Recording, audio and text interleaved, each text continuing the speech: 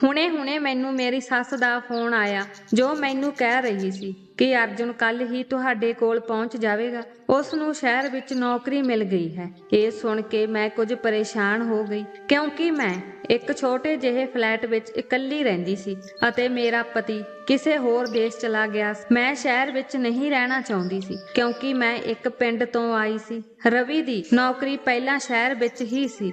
ਵਿਆਹ ਹੁੰਦੇ ਹੀ ਉਹ ਮੈਨੂੰ ਸ਼ਹਿਰ ਲੈ ਆਇਆ, ਪਰ ਫਿਰ ਉਸ ਦੀ ਕੰਪਨੀ ਨੇ ਉਸ ਨੂੰ ਕਿਸੇ ਹੋਰ ਦੇਸ਼ ਭੇਜ ਦਿੱਤਾ। ਮੈਂ ਉਸ ਨੂੰ ਕਈ ਵਾਰ ਕਿਹਾ ਕਿ ਮੈਨੂੰ ਵਾਪਸ ਪਿੰਡ ਭੇਜ ਦਿਓ, ਮੈਂ ਆਪਣੇ ਮਾਪਿਆਂ ਦੇ ਘਰ ਰਹਿ ਲਵਾਂਗੀ ਅਤੇ ਮੇਰੇ ਸਹੁਰੇ ਵੀ ਪਿੰਡ ਵਿੱਚ ਹੀ ਹਨ, ਇਸ ਲਈ ਮੈਂ ਆਪਣੇ ਸਹੁਰੇ ਘਰ ਹੀ ਰਹਿ ਲਵਾਂਗੀ। ਪਰ ਉਸਨੇ ਕਿਹਾ ਨਹੀਂ, ਤੁਸੀਂ ਮੇਰੇ ਫਲੈਟ ਵਿੱਚ ਹੀ ਰਹੋਗੇ। ਮੈਂ ਪਿਛਲੇ 3 ਮਹੀਨਿਆਂ ਤੋਂ ਫਲੈਟ ਵਿੱਚ ਇਕੱਲੀ ਰਹਿ ਰਹੀ ਸੀ। ਹੁਣ ਮੈਂ ਆਪਣੇ ਆਂਢ ਗੁਆਂਢ ਦੇ ਲੋਕਾਂ ਨਾਲ ਚੰਗੀ ਤਰ੍ਹਾਂ ਜਾਣੂ ਹੋ ਗਈ ਸੀ ਤੇ ਮੇਰਾ ਦਿਲ ਵੀ ਲੱਗ ਗਿਆ ਸੀ। ਪਰ ਮੇਰੇ ਦਿਓਰ ਦੇ ਆਉਣ ਦੀ ਖਬਰ ਸੁਣ ਕੇ ਮੈਂ ਚਿੰਤਾ ਵਿੱਚ ਸੀ। ਜੇ ਮੇਰਾ ਪਤੀ ਇੱਥੇ ਹੁੰਦਾ ਤਾਂ ਮੈਨੂੰ ਚਿੰਤਾ ਨਾ ਹੁੰਦੀ, ਪਰ ਮੈਂ ਆਪਣੇ ਦਿਓਰ ਦਾ ਇੱਥੇ ਮੇਰੇ ਨਾਲ ਇਕੱਲੇ ਰਹਿਣਾ ਠੀਕ ਨਹੀਂ ਸਮਝ ਰਹੀ ਸੀ। ਪਰ ਮੈਂ ਆਪਣੀ ਸੱਸ ਨੂੰ ਇਨਕਾਰ ਨਹੀਂ ਕਰ ਸਕਦੀ ਸੀ।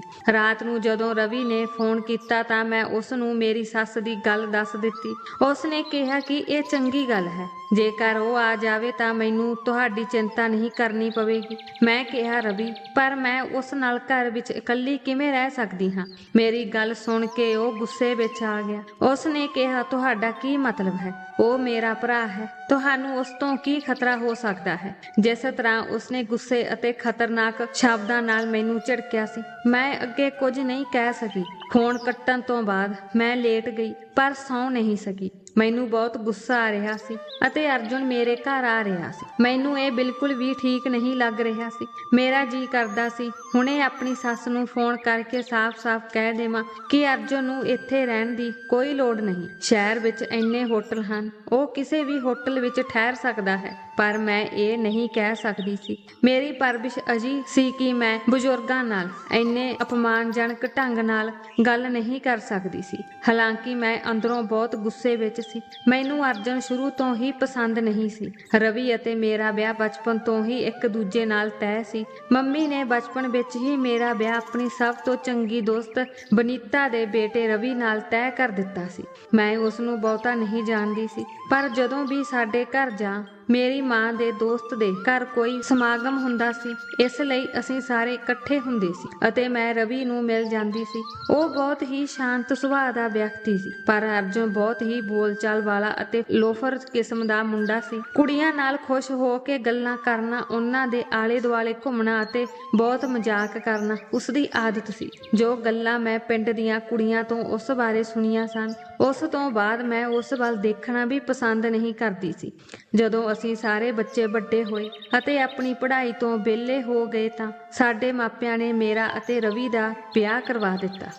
ਸਾਡੇ ਵਿਆਹ ਨੂੰ ਬਹੁਤ ਸਮਾਂ ਨਹੀਂ ਹੋਇਆ ਸੀ, ਸਿਰਫ 4 ਮਹੀਨੇ ਹੀ ਹੋਏ ਸਨ। ਮੈਨੂੰ ਰਵੀ ਬਾਰੇ ਇੱਕ ਗੱਲ ਬੜੀ ਅਜੀਬ ਲੱਗੀ। ਵਿਆਹ ਦੀ ਪਹਿਲੀ ਰਾਤ ਹੀ ਰਵੀ ਨੇ ਮੈਨੂੰ ਹੱਥ ਨਹੀਂ ਲਾਇਆ। ਉਹਨਾਂ ਨੇ ਕਿਹਾ ਕਿ ਭਾਵੇਂ ਸਾਡਾ ਵਿਆਹ ਬਚਪਨ ਤੋਂ ਹੀ ਤੈਅ ਹੋ ਗਿਆ ਸੀ, ਪਰ ਅਸੀਂ ਇੱਕ ਦੂਜੇ ਨੂੰ ਚੰਗੀ ਤਰ੍ਹਾਂ ਜਾਣ ਨਹੀਂ ਸਕੇ। ਮੈਂ ਚਾਹੁੰਦਾ ਹਾਂ ਕਿ ਪਹਿਲਾਂ ਅਸੀਂ ਇੱਕ ਦੂਜੇ ਨੂੰ ਚੰਗੀ ਤਰ੍ਹਾਂ ਜਾਣੀਏ ਅਤੇ ਸਮਝੀਏ, ਤਦ ਹੀ ਅਸੀਂ ਰਿਸ਼ਤਾ ਸ਼ੁਰੂ ਕਰਾਂਗੇ। ਮੈਂ ਹੈਰਾਨ ਸੀ, ਪਰ ਫਿਰ ਵੀ ਮੈਂ ਰਵੀ ਦੀ ਗੱਲ ਮੰਨ ਲਈ। ਵਿਆਹ ਤੋਂ 15 ਦਿਨ ਬਾਅਦ ਹੀ ਰਵੀ ਮੈਨੂੰ ਸ਼ਹਿਰ ਲੈ ਗਿਆ ਸੀ ਅਤੇ ਅੱਜ ਤੱਕ ਸਾਡੇ ਵਿਚਕਾਰ ਕੋਈ ਸਰੀਰਕ ਸੰਬੰਧ ਨਹੀਂ ਸੀ ਅਤੇ ਫਿਰ ਅਸੀਂ ਸ਼ਹਿਰ ਵਿੱਚ ਸਿਰਫ 15 ਦਿਨ ਹੀ ਰਹਿ ਸਕੇ। ਕੰਪਨੀ ਦੀ ਤਰਫੋਂ ਰਵੀ ਨੇ ਵਿਦੇਸ਼ ਜਾਣਾ ਸੀ ਅਤੇ ਰਵੀ 3 ਮਹੀਨਿਆਂ ਤੋਂ ਵਿਦੇਸ਼ ਵਿੱਚ ਹੀ ਸੀ ਅਤੇ ਮੈਂ ਇੱਥੇ ਫਲੈਟ ਵਿੱਚ ਇਕੱਲੀ ਰਹਿ ਰਹੀ ਸੀ ਅਤੇ ਅੱਜ ਦੀ ਖਬਰ ਨੇ ਮੇਰੇ ਦਿਲ ਨੂੰ ਬੇਚੈਨ ਕਰ ਦਿੱਤਾ ਸੀ। ਮੇਰਾ ਦਿਓਰ ਅਰਜੁਨ ਦਾ ਮੇਰੇ ਘਰ ਆਉਣਾ ਅਤੇ ਫਿਰ ਮੇਰੇ ਨਾਲ ਇਸੇ ਘਰ ਵਿੱਚ ਰਹਿਣਾ। ਨੌਕਰੀ ਮਿਲਣ ਦਾ ਮਤਲਬ ਇਹ ਸੀ ਕਿ ਕਈ ਮਹੀਨੇ ਇੱਥੇ ਹੀ ਰਹੇਗਾ। ਸੰਭਵ ਹੈ ਕਿ ਜੇਕਰ ਨੌਕਰੀ ਪੱਕੀ ਹੋ ਗਈ ਤਾਂ ਇਹ ਸਦਾ ਲਈ ਇੱਥੇ ਹੀ ਰਹੇਗਾ ਅਤੇ ਫਿਰ ਰਵੀ 6 ਮਹੀਨਿਆਂ ਤੋਂ ਪਹਿਲਾਂ ਆਉਣ ਵਾਲਾ ਨਹੀਂ ਸੀ। ਮੈਨੂੰ ਇਹ ਸੋਚ ਕੇ ਚਿੰਤਾ ਹੋ ਰਹੀ ਸੀ।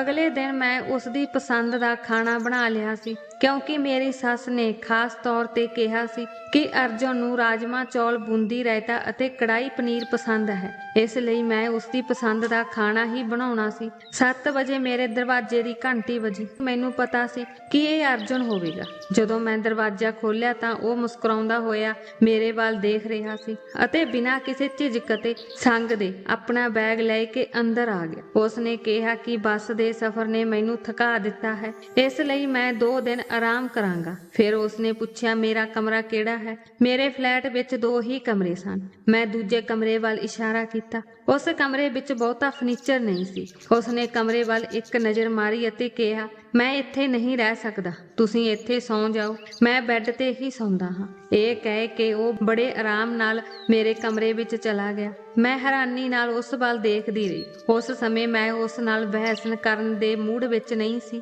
ਕਿ ਉਹ ਕੀ ਸੋਚੇਗਾ। ਭਾਬੀ ਨੇ ਆਉਂਦਿਆਂ ਹੀ ਬਹਿਸ ਕਰਨੀ ਸ਼ੁਰੂ ਕਰ ਦਿੱਤੀ। ਉਹ ਮੇਰੇ ਤੋਂ ਸਿਰਫ 1 ਸਾਲ ਛੋਟਾ ਸੀ, ਪਰ ਉਹ ਆਪਣੇ ਕੱਦ ਕਾਰਨ ਮੇਰੇ ਤੋਂ ਵੱਡਾ ਲੱਗਦਾ ਸੀ। ਜਦੋਂ ਤੱਕ ਮੈਂ ਖਾਣਾ ਗਰਮ ਕੀਤਾ, ਉਹ ਇਸ਼ਨਾਨ ਕਰਕੇ ਵਾਪਸ ਆ ਚੁੱਕਾ ਸੀ। ਆਪਣੀ ਪਸੰਦ ਦਾ ਇੰਨਾ ਭੋਜਨ ਮੇਜ਼ ਤੇ ਰੱਖਿਆ ਦੇਖ ਕੇ ਉਹ ਖੁਸ਼ ਹੋ ਗਿਆ। ਉਸਨੇ ਕਿਹਾ ਕਿ ਤੁਹਾਡੇ ਹੱਥਾਂ ਵਿੱਚ ਬਹੁਤ ਸਵਾਦ ਹੈ। ਖੈਰ, ਮੈਂ ਪਹਿਲੀ ਵਾਰ ਤੁਹਾਡੇ ਹੱਥ ਦਾ ਖਾਣਾ ਖਾਧਾ ਹੈ, ਕਿਉਂਕਿ ਤੁਸੀਂ ਵਿਆਹ ਤੋਂ ਤੁਰੰਤ ਬਾਅਦ ਸ਼ਹਿਰ ਆ ਗਏ ਸੀ। ਇਹ ਕਹਿ ਕੇ ਉਹ ਕਹਿਣ ਲੱਗਾ ਕਿ ਮੈਂ ਤੁਹਾਡੇ ਲਈ ਤੋਹਫਾ ਲੈ ਕੇ ਆਇਆ ਹਾਂ, ਚਲੋ ਆਓ ਮੈਂ ਤੈਨੂੰ ਦਿਖਾਵਾਂ। ਉਹ ਬਿਨਾਂ ਕਿਸੇ ਝਿਜਕ ਦੇ ਮੇਰਾ ਹੱਥ ਫੜ ਕੇ ਕਮਰੇ ਵਿੱਚ ਲੈ ਗਿਆ। ਮੈਂ ਗੁੱਸੇ ਵਿੱਚ ਕਿਹਾ, ਮੇਰਾ ਹੱਥ ਛੱਡੋ। ਉਸਨੇ ਕਿਹਾ, ਪਹਿਲਾਂ ਮੈਂ ਤੋਹਫਾ ਤਾਂ ਦਿਖਾਵਾਂ। ਫਿਰ ਉਸਨੇ ਮੈਨੂੰ ਇੱਕ ਫੈਂਸੀ ਸੂਟ ਦਿੱਤਾ। ਮੈਂ ਉਸਦੇ ਹੱਥੋਂ ਸੂਟ ਲਿਆ, ਪਰ ਉਹ ਜਿਸ ਤਰ੍ਹਾਂ ਦਾ ਮੁੰਡਾ ਸੀ, ਮੈਂ ਸੋਚਿਆ ਕਿ ਮੈਨੂੰ ਇਸ ਤੋਂ ਦੂਰ ਰਹਿਣਾ ਚਾਹੀਦਾ ਹੈ। ਪਰ ਮੈਨੂੰ ਨਹੀਂ ਪਤਾ ਸੀ ਕਿ ਮੈਂ ਆਪਣੀ ਜ਼ਿੰਦਗੀ ਨੂੰ ਨਰਕ ਬਣਾ ਲਿਆ ਸੀ। ਰਾਤ ਨੂੰ ਅਰਜੁਨ ਕਮਰੇ ਵਿੱਚ ਹੀ ਸੌਂ ਗਿਆ ਅਤੇ ਮੈਨੂੰ ਸੋਫੇ ਉੱਤੇ ਸੌਣਾ ਪਿਆ। ਮੈਂ ਸੋਚਿਆ ਕਿ ਮੈਂ ਅਗਲੇ ਦਿਨ ਉਸਨੂੰ ਕਹਾਂਗੀ ਕਿ ਮੈਂ ਆਪਣੇ ਕਮਰੇ ਦੀ ਆਦੀ ਹਾਂ। ਜੇਕਰ ਉਸਨੂੰ ਔਖਾ ਲੱਗਦਾ ਹੈ ਤਾਂ ਉਹ ਹਾਲ ਵਿੱਚ ਸੋਫਾ ਰੱਖ ਕੇ ਡਾਈਨਿੰਗ ਰੂਮ ਨੂੰ ਆਪਣਾ ਕਮਰਾ ਬਣਾ ਲਵੇ। ਮੈਨੂੰ ਨਹੀਂ ਪਤਾ ਕਿ ਉਸਨੇ ਕਿੰਨਾ ਸਮਾਂ ਰੁਕਣਾ ਸੀ, ਪਰ ਜਦੋਂ ਮੈਂ ਸਵੇਰੇ ਉੱਠ ਕੇ ਬਾਹਰ ਆਈ ਤਾਂ ਉਹ ਜਾ ਚੁੱਕਾ ਸੀ। ਪਰ ਦੁਪਹਿਰ ਵੇਲੇ ਉਹ ਬੜੀ ਖੁਸ਼ੀ ਨਾਲ ਘਰ ਵੜਿਆ। ਉਸਨੇ ਕਿਹਾ ਕਿ ਮੇਰੀ ਨੌਕਰੀ ਪੱਕੀ ਹੋ ਗਈ ਹੈ, ਮੈਂ ਕੱਲ ਤੋਂ ਜੁਆਇਨ ਕਰਾਂਗਾ। ਇਹ ਕਹਿ ਕੇ ਉਹ ਬੜੇ ਹੀ ਲੋਫਰ ਅੰਦਾਜ਼ ਵਿੱਚ ਸੋਫੇ ਤੇ ਬੈਠ ਗਿਆ। ਉਸਨੇ ਸਾਹਮਣੇ ਮੇਜ਼ ਤੇ ਪੈਰ ਰੱਖ ਲਏ। ਉਸਨੇ ਕਿਹਾ, ਮੈਂ ਬਹੁਤ ਥੱਕ ਗਿਆ ਹਾਂ, ਕੀ ਮੈਨੂੰ 1 ਕੱਪ ਚਾਹ ਤਾਂ ਮਿਲੇਗਾ? ਮੈਂ ਉਸਦੀ ਵੱਡੀ ਭਾਬੀ ਸੀ, ਪਰ ਉਸਨੇ ਇੱਜ਼ਤ ਵਾਲਾ ਕੋਈ ਸ਼ਬਦ ਨਹੀਂ ਵਰਤਿਆ ਸੀ। ਮੈਂ ਉਸ ਲਈ ਚਾਹ ਤਿਆਰ ਕੀਤੀ ਅਤੇ ਕਿਹਾ ਕਿ ਮੈਂ ਆਪਣੇ ਕਮਰੇ ਦੀ ਆਦੀ ਹਾਂ, ਤੁਸੀਂ ਡਾਈਨਿੰਗ ਰੂਮ ਨੂੰ ਆਪਣਾ ਕਮਰਾ ਬਣਾ ਲਓ। ਪਰ ਮੈਨੂੰ ਨਹੀਂ ਪਤਾ ਸੀ ਕਿ ਉਹ ਮੈਨੂੰ ਇਸ ਤਰ੍ਹਾਂ ਜਵਾਬ ਦੇ ਸਕਦਾ ਹੈ। ਕਹਿਣ ਲੱਗਾ, ਜੇ ਤੁਸੀਂ ਚਾਹੋ ਤਾਂ ਅਸੀਂ ਇੱਕੋ ਕਮਰੇ ਵਿੱਚ ਐਡਜਸਟ ਕਰ ਸਕਦੇ ਹਾਂ। ਅਤੇ ਇਹ ਸੁਣ ਕੇ ਮੇਰਾ ਦਿਮਾਗ ਘੁੰਮ ਗਿਆ ਸੀ। ਮੈਂ ਉਸ ਵੱਲ ਗੁੱਸੇ ਨਾਲ ਦੇਖਿਆ ਅਤੇ ਉਹ ਹੱਸਣ ਲੱਗ ਪਿਆ। ਉਸਨੇ ਕਿਹਾ ਕਿ ਮੈਂ ਮਜ਼ਾਕ ਕਰ ਰਿਹਾ ਹਾਂ। ਜਦੋਂ ਮੈਂ ਉੱਠ ਕੇ ਰਸੋਈ ਵਿੱਚ ਜਾਣ ਲੱਗੀ ਤਾਂ ਉਸਨੇ ਮੈਨੂੰ ਕਿਹਾ ਕਿ ਜਦੋਂ ਤੁਸੀਂ ਗੁੱਸੇ ਵਿੱਚ ਹੁੰਦੇ ਹੋ ਤਾਂ ਤੁਸੀਂ ਬਹੁਤ ਸੁੰਦਰ ਲੱਗਦੇ ਹੋ। ਇਹ ਸੱਚ ਹੈ ਕਿ ਜਦੋਂ ਗੁੱਸੇ ਕਾਰਨ ਤੁਹਾਡੀਆਂ ਗੱਲਾਂ ਅਤੇ ਨੱਕ ਲਾਲ ਹੋ ਜਾਂਦੇ ਹਨ ਤਾਂ ਦਿਲ ਚਾਹੁੰਦਾ ਹੈ। ਉਸਨੇ ਗੱਲਬਾਤ ਅਧੂਰੀ ਛੱਡ ਕੇ ਸ਼ਰਾਰਤੀ ਢੰਗ ਨਾਲ ਮੁਸਕਰਾਉਣ ਲੱਗ ਪਿਆ। ਮੈਂ ਜਾਣਦੀ ਸੀ ਕਿ ਉਹ ਇਸ ਕਿਸਮ ਦੀ ਗੱਲ ਕਰਨ ਦਾ ਆਦੀ ਸੀ, ਭਾਵੇਂ ਦੂਜਾ ਵਿਅਕਤੀ ਉਸ ਦੀਆਂ ਗੱਲਾਂ ਤੋਂ ਪਰੇਸ਼ਾਨ ਹੁੰਦਾ ਹੋਵੇ, ਪਰ ਉਹ ਹਟਦਾ ਨਹੀਂ ਸੀ। ਮੈਂ ਰਾਤ ਦਾ ਖਾਣਾ ਬਣਾ ਰਹੀ ਸੀ ਅਤੇ ਉਹ ਹਾਲ ਵਿੱਚ ਬੈਠਾ ਟੀਵੀ ਦੇਖ ਰਿਹਾ ਸੀ, ਪਰ ਜਿਸ ਤਰ੍ਹਾਂ ਦੀ ਅੰਗਰੇਜ਼ੀ ਫਿਲਮ ਉਹ ਦੇਖ ਰਿਹਾ ਸੀ, ਮੈਂ ਰਸੋਈ ਦੇ ਅੰਦਰੋਂ ਵੀ ਆਵਾਜ਼ਾਂ ਸੁਣ ਸਕਦੀ ਸੀ। ਉਹ ਬਹੁਤ ਘਟੀਆ ਇਨਸਾਨ ਸੀ। ਉਸ ਨੂੰ ਇੰਨੀ ਵੀ ਸ਼ਰਮ ਨਹੀਂ ਸੀ ਕਿ ਘਰ ਵਿੱਚ ਉਸਦੀ ਭਰਜਾਈ ਮੌਜੂਦ ਹੈ। ਪਰ ਮੈਂ ਚੁੱਪ ਰਹੀ, ਕੁਝ ਨਹੀਂ ਕਹਿ ਸਕੀ। ਰਾਤ ਦਾ ਖਾਣਾ ਤਿਆਰ ਕਰਕੇ ਮੈਂ ਆਪਣੇ ਕਮਰੇ ਵਿੱਚ ਚਲੀ ਗਈ। ਜਦੋਂ ਮੈਂ ਕਮਰੇ ਦੀ ਹਾਲਤ ਵੇਖੀ ਤਾਂ ਮੇਰਾ ਸਿਰ ਗੁੰਮ ਰਿਹਾ ਸੀ ਅਤੇ ਮੈਂ ਆਪਣਾ ਸਿਰ ਫੜ ਕੇ ਬੈਠ ਗਈ। ਉਸਦੇ ਕੱਪੜੇ ਸਾਰੇ ਕਮਰੇ ਵਿੱਚ ਖਿਲਰੇ ਹੋਏ ਸਨ, ਤੌਲੀਆ ਕਿਤੇ, ਜੁੱਤੀ ਕਿਤੇ, ਜੁਰਾਬਾਂ ਕਿਧਰੇ। ਉਹ ਇੱਕ ਅਜਿਹਾ ਵਿਅਕਤੀ ਸੀ ਜਿਸ ਨੂੰ ਓਨੀ ਹੀ ਗੰਦਗੀ ਪਸੰਦ ਸੀ ਜਿੰਨੀ ਮੈਨੂੰ ਸਫਾਈ ਪਸੰਦ ਸੀ। ਮੈਂ ਉਸਦੇ ਸਾਰੇ ਕੱਪੜੇ ਚੁੱਕ ਲਏ ਅਤੇ ਧੋਣ ਲਈ ਮਸ਼ੀਨ ਵਿੱਚ ਪਾ ਦਿੱਤੇ। ਬੈਗ ਬੰਦ ਕਰਕੇ ਬਾਹਰ ਹਾਲ ਵਿੱਚ ਰੱਖ ਦਿੱਤਾ। ਅਗਲੇ ਹੀ ਦਿਨ ਉਸਨੇ ਬੈੱਡ ਲਿਆ ਤੇ ਕਮਰੇ ਵਿੱਚ ਰੱਖ ਲਿਆ। ਇਸ ਤੋਂ ਪਹਿਲਾਂ ਕਿ ਉਹ ਘਰ ਵਿੱਚ ਆਉਂਦਾ ਮੈਂ ਖਾਣਾ ਤਿਆਰ ਕਰ ਲਿਆ ਅਤੇ ਆਪਣੇ ਕਮਰੇ ਵਿੱਚ ਚਲੀ ਗਈ ਅਤੇ ਕਮਰੇ ਦਾ ਦਰਵਾਜ਼ਾ ਬੰਦ ਕਰ ਦਿੱਤਾ ਅਤੇ ਸੋਚਿਆ ਕਿ ਮੈਂ ਕਮਰੇ ਵਿੱਚੋਂ ਉਦੋਂ ਤੱਕ ਬਾਹਰ ਨਹੀਂ ਆਵਾਂਗੀ ਜਦੋਂ ਤੱਕ ਉਹ ਖਾਣਾ ਖਾ ਕੇ ਸੌਂ ਨਹੀਂ ਜਾਵੇਗਾ। ਮੈਂ ਚਾਹੁੰਦੀ ਸੀ ਕਿ ਉਸ ਨਾਲ ਮੇਰਾ ਸਾਹਮਣਾ ਘੱਟ ਹੀ ਹੋਵੇ ਕਿਉਂਕਿ ਉਹ ਬਹੁਤ ਬਦਤਮੀਜ਼ ਇਨਸਾਨ ਸੀ, ਪਰ ਮੈਂ ਹੈਰਾਨ ਰਹਿ ਗਈ ਜਦੋਂ ਉਹ ਮੇਰਾ ਦਰਵਾਜ਼ਾ ਖੜਕਾਉਣ ਲੱਗਾ। ਮੈਂ ਦਰਵਾਜ਼ਾ ਖੋਲ੍ਹਿਆ ਤਾਂ ਉਸਨੇ ਕਿਹਾ, ਭੋਜਨ ਮੇਜ਼ ਤੇ ਰੱਖ ਦਿਓ। ਕੀ ਤੁਹਾਨੂੰ ਇਹ ਵੀ ਨਹੀਂ ਪਤਾ ਕਿ ਬਾਹਰ ਕੋਈ ਭੁੱਖਾ ਪਿਆਸਾ ਬੈਠਾ ਹੈ? ਮੈਂ ਕਿਹਾ, ਸਭ ਕੁਝ ਤਿਆਰ ਹੈ, ਤੁਸੀਂ ਇਸ ਨੂੰ ਥਾਲੀ ਵਿੱਚ ਪਾ ਕੇ ਖਾਓ। ਇਹ ਤੁਸੀਂ ਵੀ ਕਰ ਸਕਦੇ ਹੋ। ਮੇਰੀ ਗੱਲ ਸੁਣ ਕੇ ਉਹ ਨਾ ਵਿੱਚ ਸਿਰ ਹਿਲਾ ਕੇ ਕਹਿਣ ਲੱਗਾ ਕਿ ਮੈਂ ਬਹੁਤ ਕੁਝ ਕਰ ਸਕਦਾ ਹਾਂ, ਪਰ ਇਹ ਕਹਿ ਕੇ ਉਹ ਫਿਰ ਮੁਸਕਰਾਉਣ ਲੱਗਾ। ਮੈਨੂੰ ਉਸਦੀ ਮੁਸਕਰਾਹਟ ਜ਼ਹਿਰ ਲੱਗਦੀ ਸੀ ਅਤੇ ਫਿਰ ਉਹ ਮੇਰੇ ਥੋੜਾ ਜਿਹਾ ਨੇੜੇ ਆਇਆ ਅਤੇ ਕਿਹਾ ਕਿ ਮੈਨੂੰ ਇਹ ਕੰਮ ਕਰਨ ਦੀ ਆਦਤ ਨਹੀਂ ਹੈ, ਇਸ ਲਈ ਤੁਹਾਨੂੰ ਮੁਸ਼ਕਲ ਹੋਵੇਗੀ, ਪਰ ਇਹ ਸਭ ਕੁਝ ਤੁਹਾਨੂੰ ਹੀ ਕਰਨਾ ਪਵੇਗਾ। ਚਲੋ ਜਲਦੀ ਆ ਕੇ ਖਾਣਾ ਦਿਓ, ਮੈਨੂੰ ਬਹੁਤ ਭੁੱਖ ਲੱਗ ਰਹੀ ਹੈ। ਮੈਂ ਉਸ ਵੱਲ ਗੁੱਸੇ ਨਾਲ ਦੇਖਿਆ ਅਤੇ ਰਸੋਈ ਵਿੱਚ ਚਲੀ ਗਈ। ਮੈਂ ਭੋਜਨ ਗਰਮ ਕਰਕੇ ਮੇਜ਼ ਤੇ ਰੱਖਿਆ। ਮੈਂ ਉਸਦੇ ਸਾਹਮਣੇ ਬੈਠ ਕੇ ਖਾਣਾ ਨਹੀਂ ਚਾਹੁੰਦੀ ਸੀ, ਇਸ ਲਈ ਮੈਂ ਆਪਣੀ ਪਲੇਟ ਚੁੱਕੀ ਅਤੇ ਆਪਣੇ ਕਮਰੇ ਵਿੱਚ ਜਾਣ ਲੱਗੀ। ਫਿਰ ਉਸਨੇ ਪੁੱਛਿਆ, ਇਹ ਕੀ ਹੈ? ਇੱਥੇ ਮੇਰੇ ਸਾਹਮਣੇ ਬੈਠ ਕੇ ਖਾਓ, ਮੈਂ ਤੁਹਾਨੂੰ ਥੋੜਾ ਖਾ ਲਵਾਂਗਾ। ਵੈਸੇ ਵੀ ਮੈਂ ਇੱਕ ਸ਼ਾਕਾਹਾਰੀ ਹਾਂ ਅਤੇ ਇਸ ਲਈ ਤੁਸੀਂ ਸੁਰੱਖਿਅਤ ਮਹਿਸੂਸ ਕਰ ਸਕਦੇ ਹੋ ਕਿ ਮੈਂ ਤੁਹਾਨੂੰ ਨਹੀਂ ਖਾਵਾਂਗਾ। ਇਹ ਕਹਿ ਕੇ ਉਹ ਹੱਸ ਪਿਆ। ਉਸਨੇ ਕਿਹਾ, ਤੁਸੀਂ ਮੇਰੀ ਭਾਬੀ ਹੋ, ਪਰ ਤੁਸੀਂ ਮੇਰੇ ਨਾਲ ਗੱਲ ਨਹੀਂ ਕਰਦੇ ਅਤੇ ਤੁਸੀਂ ਕੁਝ ਨਹੀਂ ਕਹਿੰਦੇ। ਮੈਂ ਬਹੁਤ ਬੋਰ ਹੋ ਗਿਆ ਹਾਂ। ਮੈਨੂੰ ਲੱਗਦਾ ਹੈ ਕਿ ਭਰਾ ਵੀ ਇਸੇ ਕਰਕੇ ਕਿਸੇ ਹੋਰ ਦੇਸ਼ ਨੂੰ ਭੱਜ ਗਿਆ ਹੈ, ਕਿਉਂਕਿ ਤੁਸੀਂ ਉਸ ਨਾਲ ਵੀ ਅਜਿਹਾ ਹੀ ਸਲੂਕ ਕਰਦੇ ਹੋਵੋਗੇ। ਇਸੇ ਲਈ ਉਹ ਆਪਣੀ ਜਾਨ ਛੁਡਾ ਕੇ ਚਲਾ ਗਿਆ। ਉਸ ਦੀਆਂ ਅਜਿਹੀਆਂ ਗੱਲਾਂ ਸੁਣ ਕੇ ਮੇਰਾ ਸਬਰ ਟੁੱਟ ਗਿਆ ਸੀ। ਮੈਂ ਕਿਹਾ, ਚੰਗਾ ਹੋਵੇਗਾ ਜੇ ਤੁਸੀਂ ਆਪਣੇ ਕੰਮ ਦਾ ਧਿਆਨ ਰੱਖੋ। ਤੁਹਾਨੂੰ ਖਾਣਾ ਮਿਲ ਰਿਹਾ ਹੈ, ਬਸ ਖਾ ਲਓ। ਮੈਂ ਕਿੱਥੇ ਬੈਠੀ ਹਾਂ, ਕੀ ਕਰਦੀ ਹਾਂ, ਕੀ ਨਹੀਂ ਕਰਦੀ, ਕੀ ਇਸ ਨਾਲ ਤੁਹਾਨੂੰ ਕੋਈ ਮਤਲਬ ਨਹੀਂ ਹੋਣਾ ਚਾਹੀਦਾ। ਮੈਨੂੰ ਗੁੱਸੇ ਨਾਲ ਬੋਲਦਾ ਦੇਖ ਕੇ ਉਹ ਫਿਰ ਹੱਸਣ ਲੱਗ ਪਿਆ।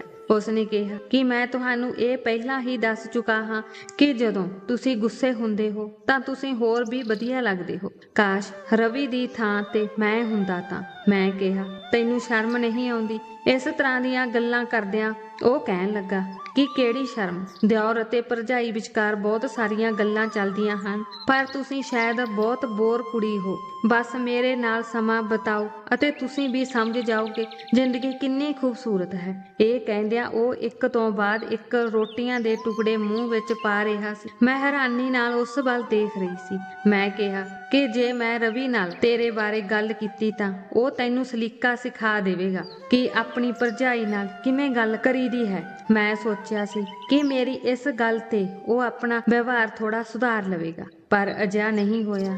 ਇਹ ਇਸ ਤਰ੍ਹਾਂ ਹੀ ਸੀ ਜਿਵੇਂ ਉਸਨੂੰ ਕਿਸੇ ਗੱਲ ਦੀ ਪਰਵਾਹ ਹੀ ਨਹੀਂ ਸੀ। ਮੈਂ ਰਵੀ ਨੂੰ ਫੋਨ ਤੇ ਅਰਜੁਨ ਬਾਰੇ ਸਭ ਕੁਝ ਦੱਸ ਦਿੱਤਾ, ਪਰ ਰਵੀ ਵੀ ਅਜੀਬ ਇਨਸਾਨ ਸੀ। ਉਹਨਾਂ ਨੇ ਕਿਹਾ ਕਿ ਤੁਹਾਡੀ ਸੋਚ ਗਲਤ ਹੈ, ਅਜਿਹਾ ਨਹੀਂ ਹੈ। ਪਤਾ ਨਹੀਂ ਕਿਉਂ ਉਸਨੂੰ ਆਪਣੇ ਭਰਾ ਤੇ ਇੰਨਾ ਭਰੋਸਾ ਸੀ। ਇੱਕ ਦਿਨ ਜਦੋਂ ਅਰਜੁਨ ਦਫ਼ਤਰ ਤੋਂ ਘਰ ਆਇਆ ਤਾਂ ਉਸਨੇ ਕਿਹਾ, ਸੋਨੂੰ, ਮੇਰਾ ਸਿਰ ਬਹੁਤ ਤੇਜ਼ ਦਰਦ ਕਰ ਰਿਹਾ, ਤੁਸੀਂ ਅਜਿਹਾ ਕਰੋ ਕਿ ਮੇਰੇ ਸਿਰ ਦੀ ਹਲਕੀ ਜਿਹੀ ਮਾਲਿਸ਼ ਕਰ ਦਿਓ, ਉਸ ਤੋਂ ਬਾਅਦ ਹੀ ਮੈਂ ਖਾਣਾ ਖਾਵਾਂਗਾ। ਮੈਨੂੰ ਉਸ ਦੀਆਂ ਗੱਲਾਂ ਤੇ ਗੁੱਸਾ ਆ ਗਿਆ। ਉਹ ਇਸ ਤਰ੍ਹਾਂ ਗੱਲਾਂ ਕਰਦਾ ਸੀ ਜਿਵੇਂ ਉਹ ਮੇਰਾ ਪਤੀ ਹੋਵੇ ਤੇ ਮੈਂ ਉਸ ਦੀ ਪਤਨੀ। ਅੱਜ ਤੱਕ ਉਸਨੇ ਮੈਨੂੰ ਕਦੇ ਭਾਬੀ ਨਹੀਂ ਕਿਹਾ ਸੀ। ਮੈਂ ਕਿਹਾ, ਤੁਸੀਂ ਕੋਈ ਦਰਦ ਦੀ ਦਵਾਈ ਲੈ ਲਓ ਅਤੇ ਕੁਝ ਦੇਰ ਬਾਅਦ ਖਾਣਾ ਖਾ ਲੈਣਾ, ਪਰ ਉਹ ਵੀ ਅੜ ਗਿਆ। ਉਸਨੇ ਕਿਹਾ ਕਿ ਨਹੀਂ, ਤੁਸੀਂ ਮੇਰੇ ਸਿਰ ਦੀ ਮਾਲਿਸ਼ ਕਰੋ ਤਾਂ ਹੀ ਮੇਰਾ ਸਿਰ ਦਰਦ ਠੀਕ ਹੋਵੇਗਾ ਅਤੇ ਮੈਂ ਉਦੋਂ ਹੀ ਖਾਣਾ ਖਾਵਾਂਗਾ, ਨਹੀਂ ਤਾਂ ਮੈਂ ਭੁੱਖਾ ਸੌਂ ਜਾਵਾਂਗਾ। ਮਜਬੂਰੀ ਵਿੱਚ ਮੈਂ ਤੇਲ ਦੀ ਬੋਤਲ ਲੈ ਕੇ ਉਸਦੇ ਕਮਰੇ ਵਿੱਚ ਚਲੀ ਗਈ ਅਤੇ ਉਸ ਦੇ ਸਿਰ ਤੇ ਤੇਲ ਨਾਲ ਹਲਕੀ ਜਿਹੀ ਮਾਲਿਸ਼ ਕਰਨ ਲੱਗੀ। ਉਹ ਬਿਸਤਰੇ ਤੇ ਲੇਟਿਆ ਹੋਇਆ ਸੀ ਅਤੇ ਮੈਂ ਉਸ ਦੀ ਦੂਜੀ ਸਾਈਡ ਤੇ ਬੈਠੀ ਉਸਦੇ ਸਿਰ ਦੀ ਮਾਲਿਸ਼ ਕਰ ਰਹੀ ਸੀ। ਉਹ ਮੇਰੇ ਵੱਲ ਘੂਰ ਰਿਹਾ ਸੀ। ਜਦੋਂ ਮੇਰੀਆਂ ਅੱਖਾਂ ਉਸ ਨਾਲ ਇੱਕ ਦੋ ਵਾਰ ਮਿਲੀਆਂ ਤਾਂ ਉਸ ਦੀਆਂ ਅੱਖਾਂ ਬੇਅੰਤ ਸ਼ਰਾਰਤ ਨਾਲ ਭਰੀਆਂ ਹੋਈਆਂ ਸਨ। ਉਸ ਨੂੰ ਇਸ ਤਰ੍ਹਾਂ ਦੇਖ ਕੇ ਮੈਨੂੰ ਗੁੱਸਾ ਆਉਣ ਲੱਗਾ। ਮੈਂ ਕਿਹਾ, ਆਰਾਮ ਨਾਲ ਮਸਾਜ ਕਰਵਾਓ ਤੇ ਅੱਖਾਂ ਨੀਵੀਆਂ ਰੱਖੋ। ਮੇਰੇ ਵੱਲ ਇਸ ਤਰ੍ਹਾਂ ਘੂਰ ਕੇ ਕੀ ਦੇਖ ਰਹੇ ਹੋ? ਮੇਰੀ ਗੱਲ ਸੁਣ ਕੇ ਉਹ ਉੱਚੀ ਉੱਚੀ ਹੱਸ ਪਿਆ। ਉਸ ਨੇ ਕਿਹਾ, ਮੈਂ ਦੇਖ ਰਿਹਾ ਹਾਂ ਕਿ ਤੁਸੀਂ ਕਿੰਨੇ ਮਾਸੂਮ ਅਤੇ ਪਿਆਰੇ ਹੋ। ਜਿਵੇਂ ਹੀ ਮੈਂ ਤੁਹਾਨੂੰ ਦੇਖਦਾ ਹਾਂ ਮੈਂ ਆਪਣੇ ਦਿਲ ਤੇ ਕਾਬੂ ਨਹੀਂ ਰੱਖ ਸਕਦਾ। ਮੈਂ ਵੀ ਗੁੱਸੇ ਨਾਲ ਤੇਲ ਦੀ ਬੋਤਲ ਚੁੱਕ ਲਈ ਅਤੇ ਕਮਰੇ ਤੋਂ ਬਾਹਰ ਨਿਕਲਣ ਲੱਗੀ। ਮੈਂ ਪਿੱਛੇ ਤੋਂ ਉਸ ਦਾ ਹਾਸਾ ਸੁਣਿਆ। ਉਸਨੇ ਕਿਹਾ,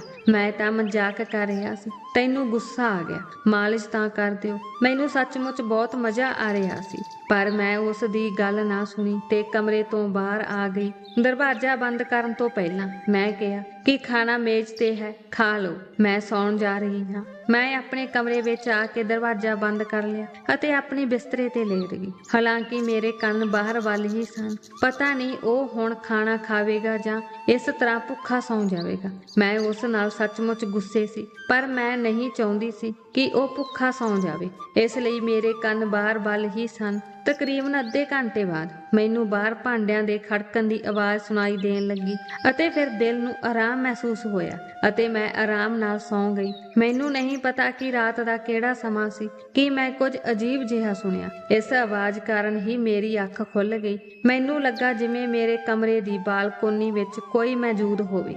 ਮੈਂ ਸਾਫ਼-ਸਾਫ਼ ਕਿਸੇ ਨੂੰ ਤੁਰਦਾ ਸੁਣ ਸਕਦੀ ਸੀ। ਮੈਂ ਘਬਰਾ ਕੇ ਉੱਠ ਕੇ ਬੈਠ ਗਈ। ਮੈਂ ਕੰਬਦੇ ਹੱਥਾਂ ਨਾਲ ਪਰਦਾ ਹਟਾਇਆ ਤਾਂ ਦੇਖਿਆ ਕਿ ਉੱਥੇ 2 ਆਦਮੀ ਮੌਜੂਦ ਸਨ। ਦੋਵਾਂ ਦੇ ਹੱਥਾਂ ਵਿੱਚ ਪਿਸਤੌਲ ਸਨ। ਮੇਰਾ ਦਿਲ ਡਰ ਗਿਆ ਕਿ ਚੋਰ ਸਾਡੇ ਘਰ ਵੜ ਗਏ ਹਨ। ਚੋਰ ਮੇਰੇ ਕਮਰੇ ਦੀ ਬਾਲਕੋਨੀ ਵਿੱਚ ਸਨ ਅਤੇ ਮੇਰੀ ਬਾਲਕੋਨੀ ਦਾ ਦਰਵਾਜ਼ਾ ਮੇਰੇ ਕਮਰੇ ਵਿੱਚ ਖੁੱਲਦਾ ਸੀ ਅਤੇ ਚੋਰ ਕਮਰੇ ਦੇ ਦਰਵਾਜ਼ੇ ਦੇ ਬਿਲਕੁਲ ਸਾਹਮਣੇ ਖੜੇ ਸਨ। ਉਹ ਦਰਵਾਜ਼ਾ ਖੋਲ੍ਹ ਕੇ ਕੁਝ ਹੀ ਪਲਾਂ ਵਿੱਚ ਅੰਦਰ ਆ ਸਕਦੇ ਸਨ। ਮੈਨੂੰ ਯਾਦ ਨਹੀਂ ਸੀ ਕਿ ਗੇਟ ਖੁੱਲ੍ਹਾ ਸੀ ਜਾਂ ਲੌਕ ਸੀ ਅਤੇ ਮੇਰੇ ਕੋਲ ਜਾ ਕੇ ਦਰਵਾਜ਼ਾ ਚੈੱਕ ਕਰਨ ਦਾ ਸਮਾਂ ਵੀ ਨਹੀਂ ਸੀ। ਜੇ ਮੈਂ ਦਰਵਾਜ਼ੇ ਤੱਕ ਜਾਂਦੀ ਤਾਂ ਉਹ ਅੰਦਰ ਆ ਕੇ ਮੈਨੂੰ ਫੜ ਸਕਦੇ ਸਨ। ਮੈਂ ਬਾਹਰ ਜਾਣਾ ਬਿਹਤਰ ਸਮਝਿਆ। ਮੈਂ ਜਲਦੀ ਨਾਲ ਕਮਰੇ ਦਾ ਦਰਵਾਜ਼ਾ ਖੋਲ੍ਹਿਆ ਅਤੇ ਬਾਹਰ ਵੱਲ ਭੱਜੀ। ਕਮਰੇ ਤੋਂ ਬਾਹਰ ਜਾਣ ਤੋਂ ਪਹਿਲਾਂ ਮੈਂ ਕਮਰੇ ਨੂੰ ਬਾਹਰੋਂ ਤਾਲਾ ਲਗਾ ਦਿੱਤਾ ਸੀ, ਪਰ ਇਹ ਮੇਰੀ ਗਲਤਫਹਿਮੀ ਸੀ ਕਿਉਂਕਿ ਸਾਡੇ ਕਮਰੇ ਵਿੱਚ ਇੱਕ ਖਿੜਕੀ ਸੀ ਅਤੇ ਅੰਦਰੋਂ ਖਿੜਕੀ ਨੂੰ ਖੋਲ੍ਹ ਕੇ ਕਮਰੇ ਦੀ ਕੁੰਡੀ ਨੂੰ ਬਾਹਰੋਂ ਆਸਾਨੀ ਨਾਲ ਖੋਲ੍ਹਿਆ ਜਾ ਸਕਦਾ ਸੀ। ਮੈਂ ਕਾਹਲੀ ਨਾਲ ਅਰਜੁਨ ਦੇ ਕਮਰੇ ਦਾ ਦਰਵਾਜ਼ਾ ਖੜਕਾਉਣ ਲੱਗੀ। ਉਹ ਵੀ ਸ਼ਾਇਦ ਗੂੜੀ ਨੀਂਦ ਤੋਂ ਜਾਗ ਚੁੱਕਾ ਸੀ। ਅੱਖਾਂ ਖੋਲ੍ਹ ਕੇ ਉਹ ਹੈਰਾਨੀ ਨਾਲ ਮੇਰੇ ਵੱਲ ਦੇਖਣ ਲੱਗਾ। ਮੇਰੇ ਚਿਹਰੇ ਤੇ ਉਦਾਸ ਨਜ਼ਰ ਦੇਖ ਕੇ ਉਸਨੇ ਮੈਨੂੰ ਪੁੱਛਿਆ, ਕੀ ਹੋਇਆ? ਮੈਂ ਉਸਨੂੰ ਧੱਕਾ ਦੇ ਕੇ ਉਸਦੇ ਕਮਰੇ ਵਿੱਚ ਆ ਗਈ। ਮੈਂ ਝੱਟ ਉਸਦੇ ਕਮਰੇ ਦਾ ਦਰਵਾਜ਼ਾ ਅੰਦਰੋਂ ਬੰਦ ਕਰ ਦਿੱਤਾ ਅਤੇ ਤਾਲਾ ਲਗਾ ਦਿੱਤਾ ਅਤੇ ਇਹ ਸਭ ਦੇਖ ਕੇ ਉਹ ਬਹੁਤ ਹੈਰਾਨ ਹੋਇਆ। ਮੇਰੀ ਹਾਲਤ ਠੀਕ ਨਹੀਂ ਸੀ। ਡਰ ਕਾਰਨ ਮੇਰੀ ਜ਼ੁਬਾਨ ਤੋਂ ਸ਼ਬਦ ਨਹੀਂ ਨਿਕਲ ਰਹੇ ਸਨ। ਮੈਂ ਬੜੀ ਮੁਸ਼ਕਲ ਨਾਲ ਕਿਹਾ ਕਿ ਮੇਰੇ ਕਮਰੇ ਵਿੱਚ ਚੋਰ। ਮੇਰੀ ਗੱਲ ਅਜੇ ਇੱਥੇ ਪਹੁੰਚੀ ਹੀ ਸੀ ਕਿ ਕਮਰੇ ਦਾ ਦਰਵਾਜ਼ਾ ਖੜਕਾਉਣ ਦੀ ਆਵਾਜ਼ ਆਈ ਅਤੇ ਇਹ ਸੁਣ ਕੇ ਮੇਰੇ ਅੰਦਰੋਂ ਜੋ ਹੌਸਲਾ ਬਚਿਆ ਸੀ ਉਸ ਨੇ ਵੀ ਜਵਾਬ ਦੇ ਦਿੱਤਾ। ਦਰਵਾਜ਼ੇ ਨੂੰ ਖੜਕਾਉਣ ਦੀ ਆਵਾਜ਼ ਸੁਣ ਕੇ ਅਰਜੁਨ ਵੀ ਡਰ ਗਿਆ, ਪਰ ਮੇਰੀ ਹਾਲਤ ਅਜਿਹੀ ਸੀ ਕਿ ਮੇਰੇ ਦਿਲ ਦੀ ਧੜਕਣ ਬੰਦ ਹੋ ਗਈ ਸੀ ਅਤੇ ਫਿਰ ਪਤਾ ਨਹੀਂ ਅਜਿਹਾ ਕੀ ਹੋਇਆ ਕਿ ਡਰ ਦੇ ਮਾਰੇ ਮੈਂ ਉਸ ਦੀ ਛਾਤੀ ਨਾਲ ਲੱਗ ਕੇ ਉਸ ਦੀ ਕਮਰ ਨੂੰ ਦੋਹਾਂ ਹੱਥਾਂ ਨਾਲ ਫੜ ਲਿਆ। ਮੈਂ ਕਿਹਾ, ਬਾਹਰ ਚੋਰ ਹਨ। ਇਹ ਲੋਕ ਮੇਰੇ ਕਮਰੇ ਵਿੱਚ ਸਨ। ਮੈਂ ਡਰੀ ਹੋਈ ਸੀ। ਡਰ ਕਾਰਨ ਮੈਨੂੰ ਲੱਗਾ ਕਿ ਸ਼ਾਇਦ ਮੈਂ ਮਰ ਜਾਵਾਂਗੀ। ਮੈਨੂੰ ਆਪਣੀ ਗਲਤੀ ਦਾ ਬਿਲਕੁਲ ਵੀ ਪਤਾ ਨਹੀਂ ਸੀ ਕਿ ਮੈਂ ਕੀ ਕਰ ਰਹੀ ਸੀ। ਮੈਂ ਅਰਜੁਨ ਦੀ ਕਮਰ ਨੂੰ ਕੱਸ ਕੇ ਫੜਿਆ ਹੋਇਆ ਸੀ ਅਤੇ ਉਸ ਦੀ ਛਾਤੀ ਨਾਲ ਲੱਗੀ ਹੋਈ ਕੰਬ ਰਹੀ ਸੀ। ਸ਼ਾਇਦ ਮੈਂ ਬਹੁਤ ਡਰ ਗਈ ਸੀ। ਇੱਕ ਵਾਰ ਫਿਰ ਤੋਂ ਉੱਚੀ ਆਵਾਜ਼ ਆਉਣ ਲੱਗੀ। ਜੋ ਵੀ ਉੱਥੇ ਮੌਜੂਦ ਸੀ ਦਰਵਾਜ਼ਾ ਖੋਲ੍ਹਣ ਲਈ ਕਹਿਣ ਲੱਗਾ ਅਤੇ ਮੈਂ ਅਰਜੁਨ ਨੂੰ ਦਰਵਾਜ਼ਾ ਨਾ ਖੋਲ੍ਹਣ ਲਈ ਕਿਹਾ। ਉਹ ਸਾਨੂੰ ਦੋਵਾਂ ਨੂੰ ਮਾਰ ਦੇਵੇਗਾ। ਮੈਂ ਉਸਦੇ ਹੱਥ ਵਿੱਚ ਇੱਕ ਪਿਸਤੌਲ ਦੇਖਿਆ ਸੀ। ਮੈਂ ਉਸਨੂੰ ਜੱਫੀ ਪਾ ਕੇ ਇਹ ਸਭ ਕਹਿ ਰਹੀ ਸੀ। ਉਹ ਮੈਨੂੰ ਕਹਿਣ ਲੱਗਾ ਕਿ ਚਿੰਤਾ ਨਾ ਕਰੋ, ਇਹ ਲੋਕ ਅੰਦਰ ਨਹੀਂ ਆ ਸਕਦੇ, ਦਰਵਾਜ਼ਾ ਬੰਦ ਹੈ। ਉਸਨੇ ਮੈਨੂੰ ਆਪਣੇ ਤੋਂ ਦੂਰ ਧੱਕਣ ਦੀ ਕੋਸ਼ਿਸ਼ ਕੀਤੀ, ਪਰ ਮੈਂ ਡਰ ਦੇ ਮਾਰੇ ਉਸਦੀ ਛਾਤੀ ਦੇ ਨਾਲ ਲੱਗੀ ਹੋਈ ਸੀ। ਉਹ ਮੈਨੂੰ ਆਪਣੇ ਨਾਲ ਬੈੱਡ ਤੇ ਲੈ ਆਇਆ। ਫਿਰ ਉਸਨੇ ਮੈਨੂੰ ਬੈੱਡ ਤੇ ਬਿਠਾਇਆ ਅਤੇ ਉਹ ਆਪ ਵੀ ਮੇਰੇ ਬਰਾਬਰ ਬੈਠ ਗਿਆ। ਉਸਨੇ ਕਿਹਾ, ਡਰੋ ਨਾ, ਮੈਂ ਇੱਥੇ ਹਾਂ। ਇੱਕ ਵਾਰ ਫਿਰ ਦਰਵਾਜ਼ਾ ਖੜਕਾਇਆ। ਇਸ ਵਾਰ ਇੱਕ ਆਦਮੀ ਨੇ ਬਹੁਤ ਉੱਚੀ ਆਵਾਜ਼ ਵਿੱਚ ਕਿਹਾ, ਦਰਵਾਜ਼ਾ ਖੋਲੋ, ਨਹੀਂ ਤਾਂ ਅਸੀਂ ਦਰਵਾਜ਼ਾ ਤੋੜ ਦੇਵਾਂਗੇ। ਇਹ ਸੁਣ ਕੇ ਮੈਂ ਉਸਦਾ ਹੱਥ ਆਪਣੇ ਦੋਵਾਂ ਹੱਥਾਂ ਵਿੱਚ ਫੜ ਲਿਆ। ਸ਼ਾਇਦ ਸਾਡੀ ਕਿਸਮਤ ਹੀ ਮਾੜੀ ਸੀ ਕਿ ਸਾਡੇ ਦੋਵਾਂ ਦੇ ਫੋਨ ਸਾਡੇ ਕੋਲ ਨਹੀਂ ਸਨ। ਮੈਂ ਡਰੀ ਹੋਈ ਆਪਣੇ ਕਮਰੇ ਵਿੱਚ ਭੱਜ ਆਈ ਤੇ ਆਪਣਾ ਫੋਨ ਆਪਣੇ ਕਮਰੇ ਵਿੱਚ ਹੀ ਛੱਡ ਦਿੱਤਾ ਸੀ ਅਤੇ ਅਰਜੁਨ ਨੇ ਆਪਣਾ ਫੋਨ ਚਾਰਜਿੰਗ ਲਈ ਹਾਲ ਵਿੱਚ ਬਾਹਰ ਰੱਖ ਦਿੱਤਾ ਸੀ, ਕਿਉਂਕਿ ਅਰਜੁਨ ਦੇ ਕਮਰੇ ਵਿੱਚ ਬੋਰਡ ਲੱਗਿਆ ਹੋਇਆ ਸੀ ਪਰ ਫੋਨ ਰੱਖਣ ਦੀ ਜਗ੍ਹਾ ਨਹੀਂ ਸੀ। ਇਸ ਲਈ ਸੌਣ ਤੋਂ ਪਹਿਲਾਂ ਅਰਜੁਨ ਹਾਲ 'ਚ ਹੀ ਆਪਣਾ ਫੋਨ ਚਾਰਜਿੰਗ ਤੇ ਲਗਾ ਦਿੰਦਾ ਸੀ। ਮੈਂ ਕਿਹਾ, ਤੂੰ ਬਾਹਰ ਨਹੀਂ ਜਾਣਾ। ਉਸ ਨੇ ਕਿਹਾ ਕਿ ਉਹ ਮੈਨੂੰ ਕਿਸੇ ਵੀ ਤਰ੍ਹਾਂ ਦਾ ਨੁਕਸਾਨ ਨਹੀਂ ਪਹੁੰਚਾ ਸਕਦੇ, ਮੇਰਾ ਹੱਥ ਛੱਡੋ। ਇਹ ਕਹਿ ਕੇ ਉਸਨੇ ਆਪਣਾ ਹੱਥ ਮੇਰੇ ਤੋਂ ਛੁਡਾ ਲਿਆ। ਇਸ ਤੋਂ ਬਾਅਦ ਉਸਨੇ ਪਿਸਤੌਲ ਕੱਢਿਆ ਅਤੇ ਇਹ ਦੇਖ ਕੇ ਮੇਰਾ ਦਿਲ ਡਰ ਗਿਆ। ਮੈਨੂੰ ਡਰ ਲੱਗਣ ਲੱਗਾ ਕਿ ਉਹ ਇੱਕ ਦੂਜੇ ਨਾਲ ਟਕਰਾਉਣਗੇ ਤਾਂ ਅਜਿਹਾ ਨਾ ਹੋਵੇ ਕਿ ਉਹ ਲੋਕ ਉਸ ਨੂੰ ਗੋਲੀ ਮਾਰ ਦੇਣ। ਜਲਦੀ ਨਾਲ ਉੱਠ ਕੇ ਮੈਂ ਉਸ ਕੋਲ ਆ ਗਈ। ਮੈਂ ਕਿਹਾ, ਤੁਸੀਂ ਕੀ ਕਰ ਰਹੇ ਹੋ? ਉਸ ਨੇ ਕਿਹਾ, ਮੈਂ ਡਰਪੋਕ ਨਹੀਂ ਹਾਂ, ਬਸ ਕਮਰੇ ਤੋਂ ਬਾਹਰ ਨਾ ਨਿਕਲਿਓ। ਮੈਂ ਰੋਣ ਲੱਗ ਪਈ ਅਤੇ ਉਸ ਨੂੰ ਕਿਹਾ ਕਿ ਰੱਬ ਦਾ ਵਾਸਤਾ ਕਿਤੇ ਵੀ ਨਾ ਜਾਇਓ, ਕਿਤੇ ਉਹ ਤੈਨੂੰ ਮਾਰ ਨਾ ਦੇਣ। ਉਸ ਨੇ ਕਿਹਾ, ਚਿੰਤਾ ਨਾ ਕਰੋ, ਜੇ ਅਸੀਂ ਇੱਥੇ ਕਮਰੇ ਵਿੱਚ ਬੈਠੇ ਰਹੇ ਤਾਂ ਵੀ ਉਹ ਲੋਕ ਕਮਰੇ ਦਾ ਦਰਵਾਜ਼ਾ ਤੋੜ ਕੇ ਅੰਦਰ ਆ ਜਾਣਗੇ। ਇਸ ਲਈ ਸਾਨੂੰ ਹਿੰਮਤ ਨਾਲ ਕੰਮ ਕਰਨਾ ਚਾਹੀਦਾ ਹੈ। ਮੈਂ ਲੜਨਾ ਵੀ ਜਾਣਦਾ ਹਾਂ ਅਤੇ ਸ਼ੂਟ ਕਰਨਾ ਵੀ ਜਾਣਦਾ ਹਾਂ। ਇਹ ਕਹਿ ਕੇ ਉਹ ਕਮਰੇ ਤੋਂ ਬਾਹਰ ਚਲਾ ਗਿਆ। ਮੈਂ ਕਮਰੇ ਦਾ ਦਰਵਾਜ਼ਾ ਬੰਦ ਕਰ ਦਿੱਤਾ ਅਤੇ ਫਿਰ ਮੈਨੂੰ ਬਾਹਰੋਂ ਲੜਨ ਅਤੇ ਚੀਕਣ ਦੀਆਂ ਆਵਾਜ਼ਾਂ ਸੁਣਾਈ ਦੇਣ ਲੱਗ ਪਈਆਂ। ਡਰ ਕਾਰਨ ਮੇਰਾ ਦਿਲ ਕੰਬ ਰਿਹਾ ਸੀ। ਇੰਜ ਲੱਗ ਰਿਹਾ ਸੀ ਜਿਵੇਂ ਉਹ ਆਪਸ ਵਿੱਚ ਲੜ ਰਹੇ ਹੋਣ ਅਤੇ ਮੇਰਾ ਦਿਲ ਅੰਦਰੋਂ ਅੰਦਰੀ ਇਸ ਤਰ੍ਹਾਂ ਧੜਕ ਰਿਹਾ ਹੋਵੇ ਜਿਵੇਂ ਬੇਲਗਾਮ ਘੋੜਾ ਦੌੜ ਰਿਹਾ ਹੋਵੇ। ਮੇਰੇ ਬੁੱਲ ਚਿੱਟੇ ਹੋ ਗਏ ਸਨ, ਮੇਰਾ ਰੰਗ ਫਿੱਕਾ ਪੈ ਗਿਆ ਅਤੇ ਬੁਰੀ ਤਰ੍ਹਾਂ ਕੰਬ ਰਹੀ ਸੀ। ਸੋਚ ਰਹੀ ਸੀ ਕਿ ਜੇਕਰ ਅਰਜੁਨ ਨੂੰ ਕੁਝ ਹੋ ਗਿਆ ਤਾਂ ਉਹ ਮੇਰੇ ਨਾਲ ਕੀ ਕਰਨਗੇ। ਡਰ ਕਾਰਨ ਮੇਰੀ ਹਾਲਤ ਵਿਗੜਨ ਲੱਗੀ। ਮੈਨੂੰ ਲੱਗਾ ਜਿਵੇਂ ਮੇਰਾ ਦਮ ਘੁੱਟ ਰਿਹਾ ਹੋਵੇ ਅਤੇ ਫਿਰ ਮੈਂ ਗੋਲੀ ਚੱਲਣ ਦੀ ਆਵਾਜ਼ ਸੁਣੀ। ਮੈਨੂੰ ਨਹੀਂ ਪਤਾ ਕਿ ਕਦੋਂ ਅਤੇ ਕਿਵੇਂ। ਸ਼ਾਇਦ ਡਰ ਕਾਰਨ ਮੈਂ ਬੇਹੋਸ਼ ਹੋ ਗਈ ਸੀ। ਮੇਰੀਆਂ ਅੱਖਾਂ ਪੰਛੀਆਂ ਦੇ ਚਹਿਕਣ ਨਾਲ ਖੁੱਲ ਗਈਆਂ। ਮੈਂ ਝੱਟ ਉੱਠ ਕੇ ਬੈਠ ਗਈ ਅਤੇ ਦੇਖਿਆ ਕਿ ਮੈਂ ਅਰਜੁਨ ਦੇ ਮੰਜੇ ਤੇ ਲੇਟੀ ਹੋਈ ਸੀ। ਮੇਰੇ ਵਾਲ ਵੀ ਖਿਲਰੇ ਹੋਏ ਸਨ ਪਰ ਮੈਂ ਇਕੱਲੀ ਹੀ ਉਸਦੇ ਕਮਰੇ ਵਿੱਚ ਸੀ ਅਤੇ ਮੈਨੂੰ ਸਮਝ ਨਹੀਂ ਆ ਰਹੀ ਸੀ ਕਿ ਮੈਂ ਉਸਦੇ ਕਮਰੇ ਵਿੱਚ ਕਿਵੇਂ ਆਈ। ਪਰ ਫਿਰ ਮੈਨੂੰ ਰਾਤ ਦੀ ਘਟਨਾ ਯਾਦ ਆਉਣ ਲੱਗੀ ਤੇ ਯਾਦ ਆਉਂਦੇ ਹੀ ਮੇਰੇ ਹੋਸ਼ ਉੱਡ ਗਏ। ਮੈਨੂੰ ਇਹ ਵੀ ਨਹੀਂ ਪਤਾ ਸੀ ਕਿ ਬਾਹਰ ਕੀ ਹੋਇਆ। ਮੈਂ ਤੁਰੰਤ ਉਸਦੇ ਕਮਰੇ ਤੋਂ ਬਾਹਰ ਆਈ ਅਤੇ ਅਰਜੁਨ ਨੂੰ ਬਾਹਰ ਸੋਫੇ ਤੇ ਬੈਠਾ ਸਿਗਰਟ ਪੀਂਦੇ ਦੇਖਿਆ ਅਤੇ ਉਸਦੀ ਇੱਕ ਬਾਂਹ ਤੇ ਪੱਟੀ ਬੰਨੀ ਹੋਈ ਸੀ ਅਤੇ ਉਸਦੇ ਸਿਰ ਤੇ ਵੀ ਜ਼ਖਮ ਦਾ ਨਿਸ਼ਾਨ ਸੀ। ਉਸ ਨੂੰ ਦੇਖ ਕੇ ਮੈਂ ਉਸਦੇ ਨੇੜੇ ਆ ਗਈ। ਮੈਂ ਕਿਹਾ, ਤੁਸੀਂ ਇੱਥੇ? ਤੇ ਉਹ ਚੋਰ? ਅਰਜੁਨ ਕਹਿਣ ਲੱਗਿਆ, ਪੁਲਿਸ ਉਹਨਾਂ ਨੂੰ ਫੜ ਕੇ ਲੈ ਗਈ ਹੈ ਤੇ ਉਹ ਪੁਲਿਸ ਹਿਰਾਸਤ ਵਿੱਚ ਹਨ। ਉਹ ਮੇਰੇ ਤੋਂ ਨਜ਼ਰਾਂ ਚੁਰਾਉਣ ਲੱਗਾ। ਮੈਂ ਕਿਹਾ, ਤੇਰੀ ਬਾਂਹ ਨੂੰ ਕੀ ਹੋਇਆ? ਉਸ ਨੇ ਕਿਹਾ ਕਿ ਲੜਾਈ ਦੌਰਾਨ ਉਹਨਾਂ ਨੇ ਮੇਰੇ ਤੇ ਗੋਲੀ ਚਲਾ ਦਿੱਤੀ ਸੀ ਪਰ ਇਹ ਮੇਰੀ ਬਾਂਹ ਨੂੰ ਛੂਹ ਕੇ ਲੰਘ ਗਈ, ਇਸ ਲਈ ਮੈਂ ਹਸਪਤਾਲ ਤੋਂ ਪੱਟੀ ਕਰਵਾ ਕੇ ਵਾਪਸ ਆਇਆ ਹਾਂ। ਤੁਸੀਂ ਸ਼ਾਇਦ ਬੇਹੋਸ਼ ਹੋ ਗਏ ਸੀ, ਇਸ ਲਈ ਤੁਹਾਨੂੰ ਕਿਸੇ ਵੀ ਚੀਜ਼ ਬਾਰੇ ਪਤਾ ਨਹੀਂ ਸੀ। ਪਰ ਹੁਣ ਬਿਲਕੁਲ ਵੀ ਚਿੰਤਾ ਨਾ ਕਰੋ, ਸਭ ਕੁਝ ਠੀਕ ਹੈ। ਉਹ ਮੇਰੇ ਵੱਲ ਦੇਖੇ ਬਿਨਾਂ ਮੇਰੇ ਨਾਲ ਗੱਲਾਂ ਕਰ ਰਿਹਾ ਸੀ। ਮੈਂ ਵੀ ਰੱਬ ਦਾ ਧੰਨਵਾਦ ਕੀਤਾ ਕਿ ਅਰਜੁਨ ਨੂੰ ਕੁਝ ਨਹੀਂ ਹੋਇਆ ਅਤੇ ਉਹਨਾਂ ਨੂੰ ਪੁਲਿਸ ਹਿਰਾਸਤ ਵਿੱਚ ਲੈ ਲਿਆ ਗਿਆ। ਪਰ ਉਸ ਦਿਨ ਤੋਂ ਮੈਂ ਬਹੁਤ ਡਰੀ ਹੋਈ ਸੀ। ਪਤਾ ਨਹੀਂ ਕਿਉਂ ਅਰਜੁਨ ਵੀ ਚੁੱਪ ਰਹਿਣ ਲੱਗਾ। ਹੁਣ ਉਸਨੇ ਸ਼ਰਾਰਤੀ ਗੱਲਾਂ ਤੇ ਹੱਸਣ ਅਤੇ ਪਹਿਲਾਂ ਵਾਂਗ ਮੇਰੇ ਨਾਲ ਮਜ਼ਾਕ ਕਰਨਾ ਬੰਦ ਕਰ ਦਿੱਤਾ ਸੀ। ਅਰਜੁਨ ਅਜਿਹਾ ਨਹੀਂ ਸੀ ਜਿਵੇਂ ਮੈਂ ਉਸ ਨੂੰ ਸਮਝਦੀ ਸੀ ਅਤੇ ਹੁਣ ਉਹ ਬਹੁਤ ਸੀਰੀਅਸ ਹੋ ਗਿਆ ਸੀ। ਉਹ ਮੇਰੇ ਨਾਲ ਬਹੁਤੀ ਗੱਲ ਵੀ ਨਹੀਂ ਕਰਦਾ ਸੀ, ਪਤਾ ਨਹੀਂ ਕਿਉਂ, ਪਰ ਉਹ ਸਿਗਰਟ ਵੀ ਬਹੁਤ ਪੀਣ ਲੱਗ ਪਿਆ। ਜੇ ਮੈਂ ਉਸ ਦੇ ਸਾਹਮਣੇ ਭੋਜਨ ਰੱਖਦੀ ਤਾਂ ਉਹ ਡੂੰਘੀ ਸੋਚ ਵਿੱਚ ਗੁਆਚਿਆ ਰਹਿੰਦਾ। ਮੇਰੀ 2-3 ਵਾਰ ਕਹਿਣ ਤੇ ਖਾਣਾ ਖਾਂਦਾ ਸੀ। 1 ਮਹੀਨਾ ਬੀਤ ਗਿਆ ਸੀ ਅਤੇ ਮੈਂ ਬਿਮਾਰ ਮਹਿਸੂਸ ਕਰਨਾ ਸ਼ੁਰੂ ਕਰ ਦਿੱਤਾ ਅਤੇ ਇੱਕ ਦਿਨ ਮੈਨੂੰ ਚੱਕਰ ਆਇਆ ਤਾਂ ਅਰਜੁਨ ਨੇ ਮੈਨੂੰ ਆਪਣੀਆਂ ਬਾਹਾਂ ਵਿੱਚ ਫੜ ਲਿਆ। ਜੇਕਰ ਅਰਜੁਨ ਨੇ ਮੈਨੂੰ ਨਾ ਫੜਿਆ ਹੁੰਦਾ ਤਾਂ ਮੇਰਾ ਸਿਰ ਮੇਜ਼ ਨਾਲ ਟਕਰਾ ਜਾਂਦਾ ਅਤੇ ਮੈਂ ਬੁਰੀ ਤਰ੍ਹਾਂ ਜ਼ਖਮੀ ਹੋ ਜਾਂਦੀ। ਅਰਜੁਨ ਨੇ ਫੜ ਕੇ ਮੈਨੂੰ ਸੋਫੇ ਤੇ ਬਿਠਾਇਆ ਅਤੇ ਕਿਹਾ ਕਿ ਆਪਣਾ ਬਿਲਕੁਲ ਵੀ ਧਿਆਨ ਨਹੀਂ ਰੱਖਦੀ, ਆਪਣਾ ਧਿਆਨ ਰੱਖਿਆ ਕਰੋ। ਦੇਖੋ ਕਿਵੇਂ ਤੁਹਾਡਾ ਰੰਗ ਬਿਲਕੁਲ ਫਿੱਕਾ ਪੈ ਗਿਆ ਹੈ, ਸ਼ਾਇਦ ਤੁਹਾਨੂੰ ਕਮਜ਼ੋਰੀ ਕਾਰਨ ਚੱਕਰ ਆਇਆ ਹੋਵੇਗਾ। ਅਰਜੁਨ ਹੀ ਮੈਨੂੰ ਡਾਕਟਰ ਕੋਲ ਲੈ ਗਿਆ ਪਰ ਮੈਂ ਇਕੱਲੀ ਹੀ ਡਾਕਟਰ ਦੇ ਕਮਰੇ ਵਿੱਚ ਗਈ। ਉਸਨੇ ਕੁਝ ਟੈਸਟ ਦੱਸੇ ਅਤੇ ਉਸਦੀ ਰਿਪੋਰਟ ਵੀ ਤੁਰੰਤ ਆ ਗਈ। ਪਰ ਜਿਵੇਂ ਹੀ ਉਹ ਰਿਪੋਰਟ ਆਈ ਅਤੇ ਉਸਨੇ ਮੇਰਾ ਹੋਸ਼ ਉਡਾ ਦਿੱਤਾ। ਡਾਕਟਰ ਨੇ ਕਹਿਣਾ ਸ਼ੁਰੂ ਕਰ ਦਿੱਤਾ ਕਿ ਤੁਸੀਂ ਗਰਭਵਤੀ ਹੋ ਅਤੇ ਇਹ ਸੁਣ ਕੇ ਮੈਨੂੰ ਚੱਕਰ ਆਉਣੇ ਸ਼ੁਰੂ ਹੋ ਗਏ। ਮੇਰਾ ਪਤੀ ਪਿਛਲੇ 3-4 ਮਹੀਨਿਆਂ ਤੋਂ ਮੇਰੇ ਨਾਲ ਨਹੀਂ ਸੀ ਅਤੇ ਸਭ ਤੋਂ ਵੱਡੀ ਗੱਲ ਇਹ ਹੈ ਕਿ ਮੇਰੇ ਪਤੀ ਨੇ ਅੱਜ ਤੱਕ ਮੈਨੂੰ ਛੂਹਿਆ ਵੀ ਨਹੀਂ। ਇਸ ਲਈ ਇਸ ਦਾ ਸਪਸ਼ਟ ਮਤਲਬ ਸੀ ਕਿ ਅਰਜੁਨ ਨੇ ਮੇਰੇ ਨਾਲ, ਪਰ ਕਦੋਂ ਅਤੇ ਕਿਵੇਂ ਮੈਨੂੰ ਕੁਝ ਯਾਦ ਨਹੀਂ ਆ ਰਿਹਾ ਸੀ। ਮੇਰਾ ਮਨ ਬਿਲਕੁਲ ਖਾਲੀ ਹੋ ਗਿਆ ਸੀ। ਮੈਂ ਹੈਰਾਨ ਸੀ ਕਿ ਉਸਨੇ ਮੇਰੇ ਨਾਲ ਅਜਿਹਾ ਕਦੋਂ ਕੀਤਾ, ਕਿਉਂਕਿ ਨਾ ਤਾਂ ਮੈਂ ਕੋਈ ਨਸ਼ੀਲੀ ਦਵਾਈ ਲੈ ਰਹੀ ਸੀ ਅਤੇ ਨਾ ਹੀ ਮੈਨੂੰ ਕੋਈ ਅਜਿਹਾ ਨਸ਼ੀਲਾ ਪਦਾਰਥ ਖਵਾਇਆ ਗਿਆ ਸੀ। ਫਿਰ ਮੈਨੂੰ ਉਹ ਦਿਨ ਯਾਦ ਆਉਣ ਲੱਗਾ ਜਦੋਂ ਚੋਰ ਸਾਡੇ ਘਰ ਵੜ ਗਏ ਸਨ। ਮੈਂ ਬੇਹੋਸ਼ ਹੋ ਗਈ ਸੀ ਅਤੇ ਉਸ ਤੋਂ ਬਾਅਦ ਉਸ ਦਾ ਰਵੱਈਆ ਵੀ ਪੂਰੀ ਤਰ੍ਹਾਂ ਬਦਲ ਗਿਆ। ਉਹ ਥੋੜਾ ਗੁਆਚਿਆ ਹੋਇਆ ਰਹਿਣ ਲੱਗਾ ਸੀ ਅਤੇ ਬਿਲਕੁਲ ਚੁੱਪ ਹੋ ਗਿਆ ਸੀ। ਉਸੇ ਰਾਤ ਕਿਤੇ ਨਾ ਕਿਤੇ ਅਰਜੁਨ ਨੇ ਮੇਰੇ ਨਾਲ ਅਜਿਹਾ ਕੀਤਾ ਸੀ ਅਤੇ ਇਸ ਗੱਲ ਦੇ ਖਿਆਲ ਨੇ ਮੇਰੇ ਹੋਸ਼ ਉਡਾ ਦਿੱਤੇ ਸਨ। ਉਸ ਨੇ ਮੇਰੀ ਬੇਹੋਸ਼ੀ ਦਾ ਨਜਾਇਜ਼ ਫਾਇਦਾ ਉਠਾਇਆ ਸੀ, ਉਹ ਵੀ ਉਸ ਸਮੇਂ ਜਦੋਂ ਮੈਨੂੰ ਉਸ ਦੇ ਸਹਾਰੇ ਦੀ ਲੋੜ ਸੀ। ਮੈਂ ਆਪਣੇ ਵਗਦੇ ਹੰਝੂ ਪੂੰਝੇ ਅਤੇ ਡਾਕਟਰ ਦੇ ਕਮਰੇ ਵਿੱਚੋਂ ਬਾਹਰ ਆ ਗਈ।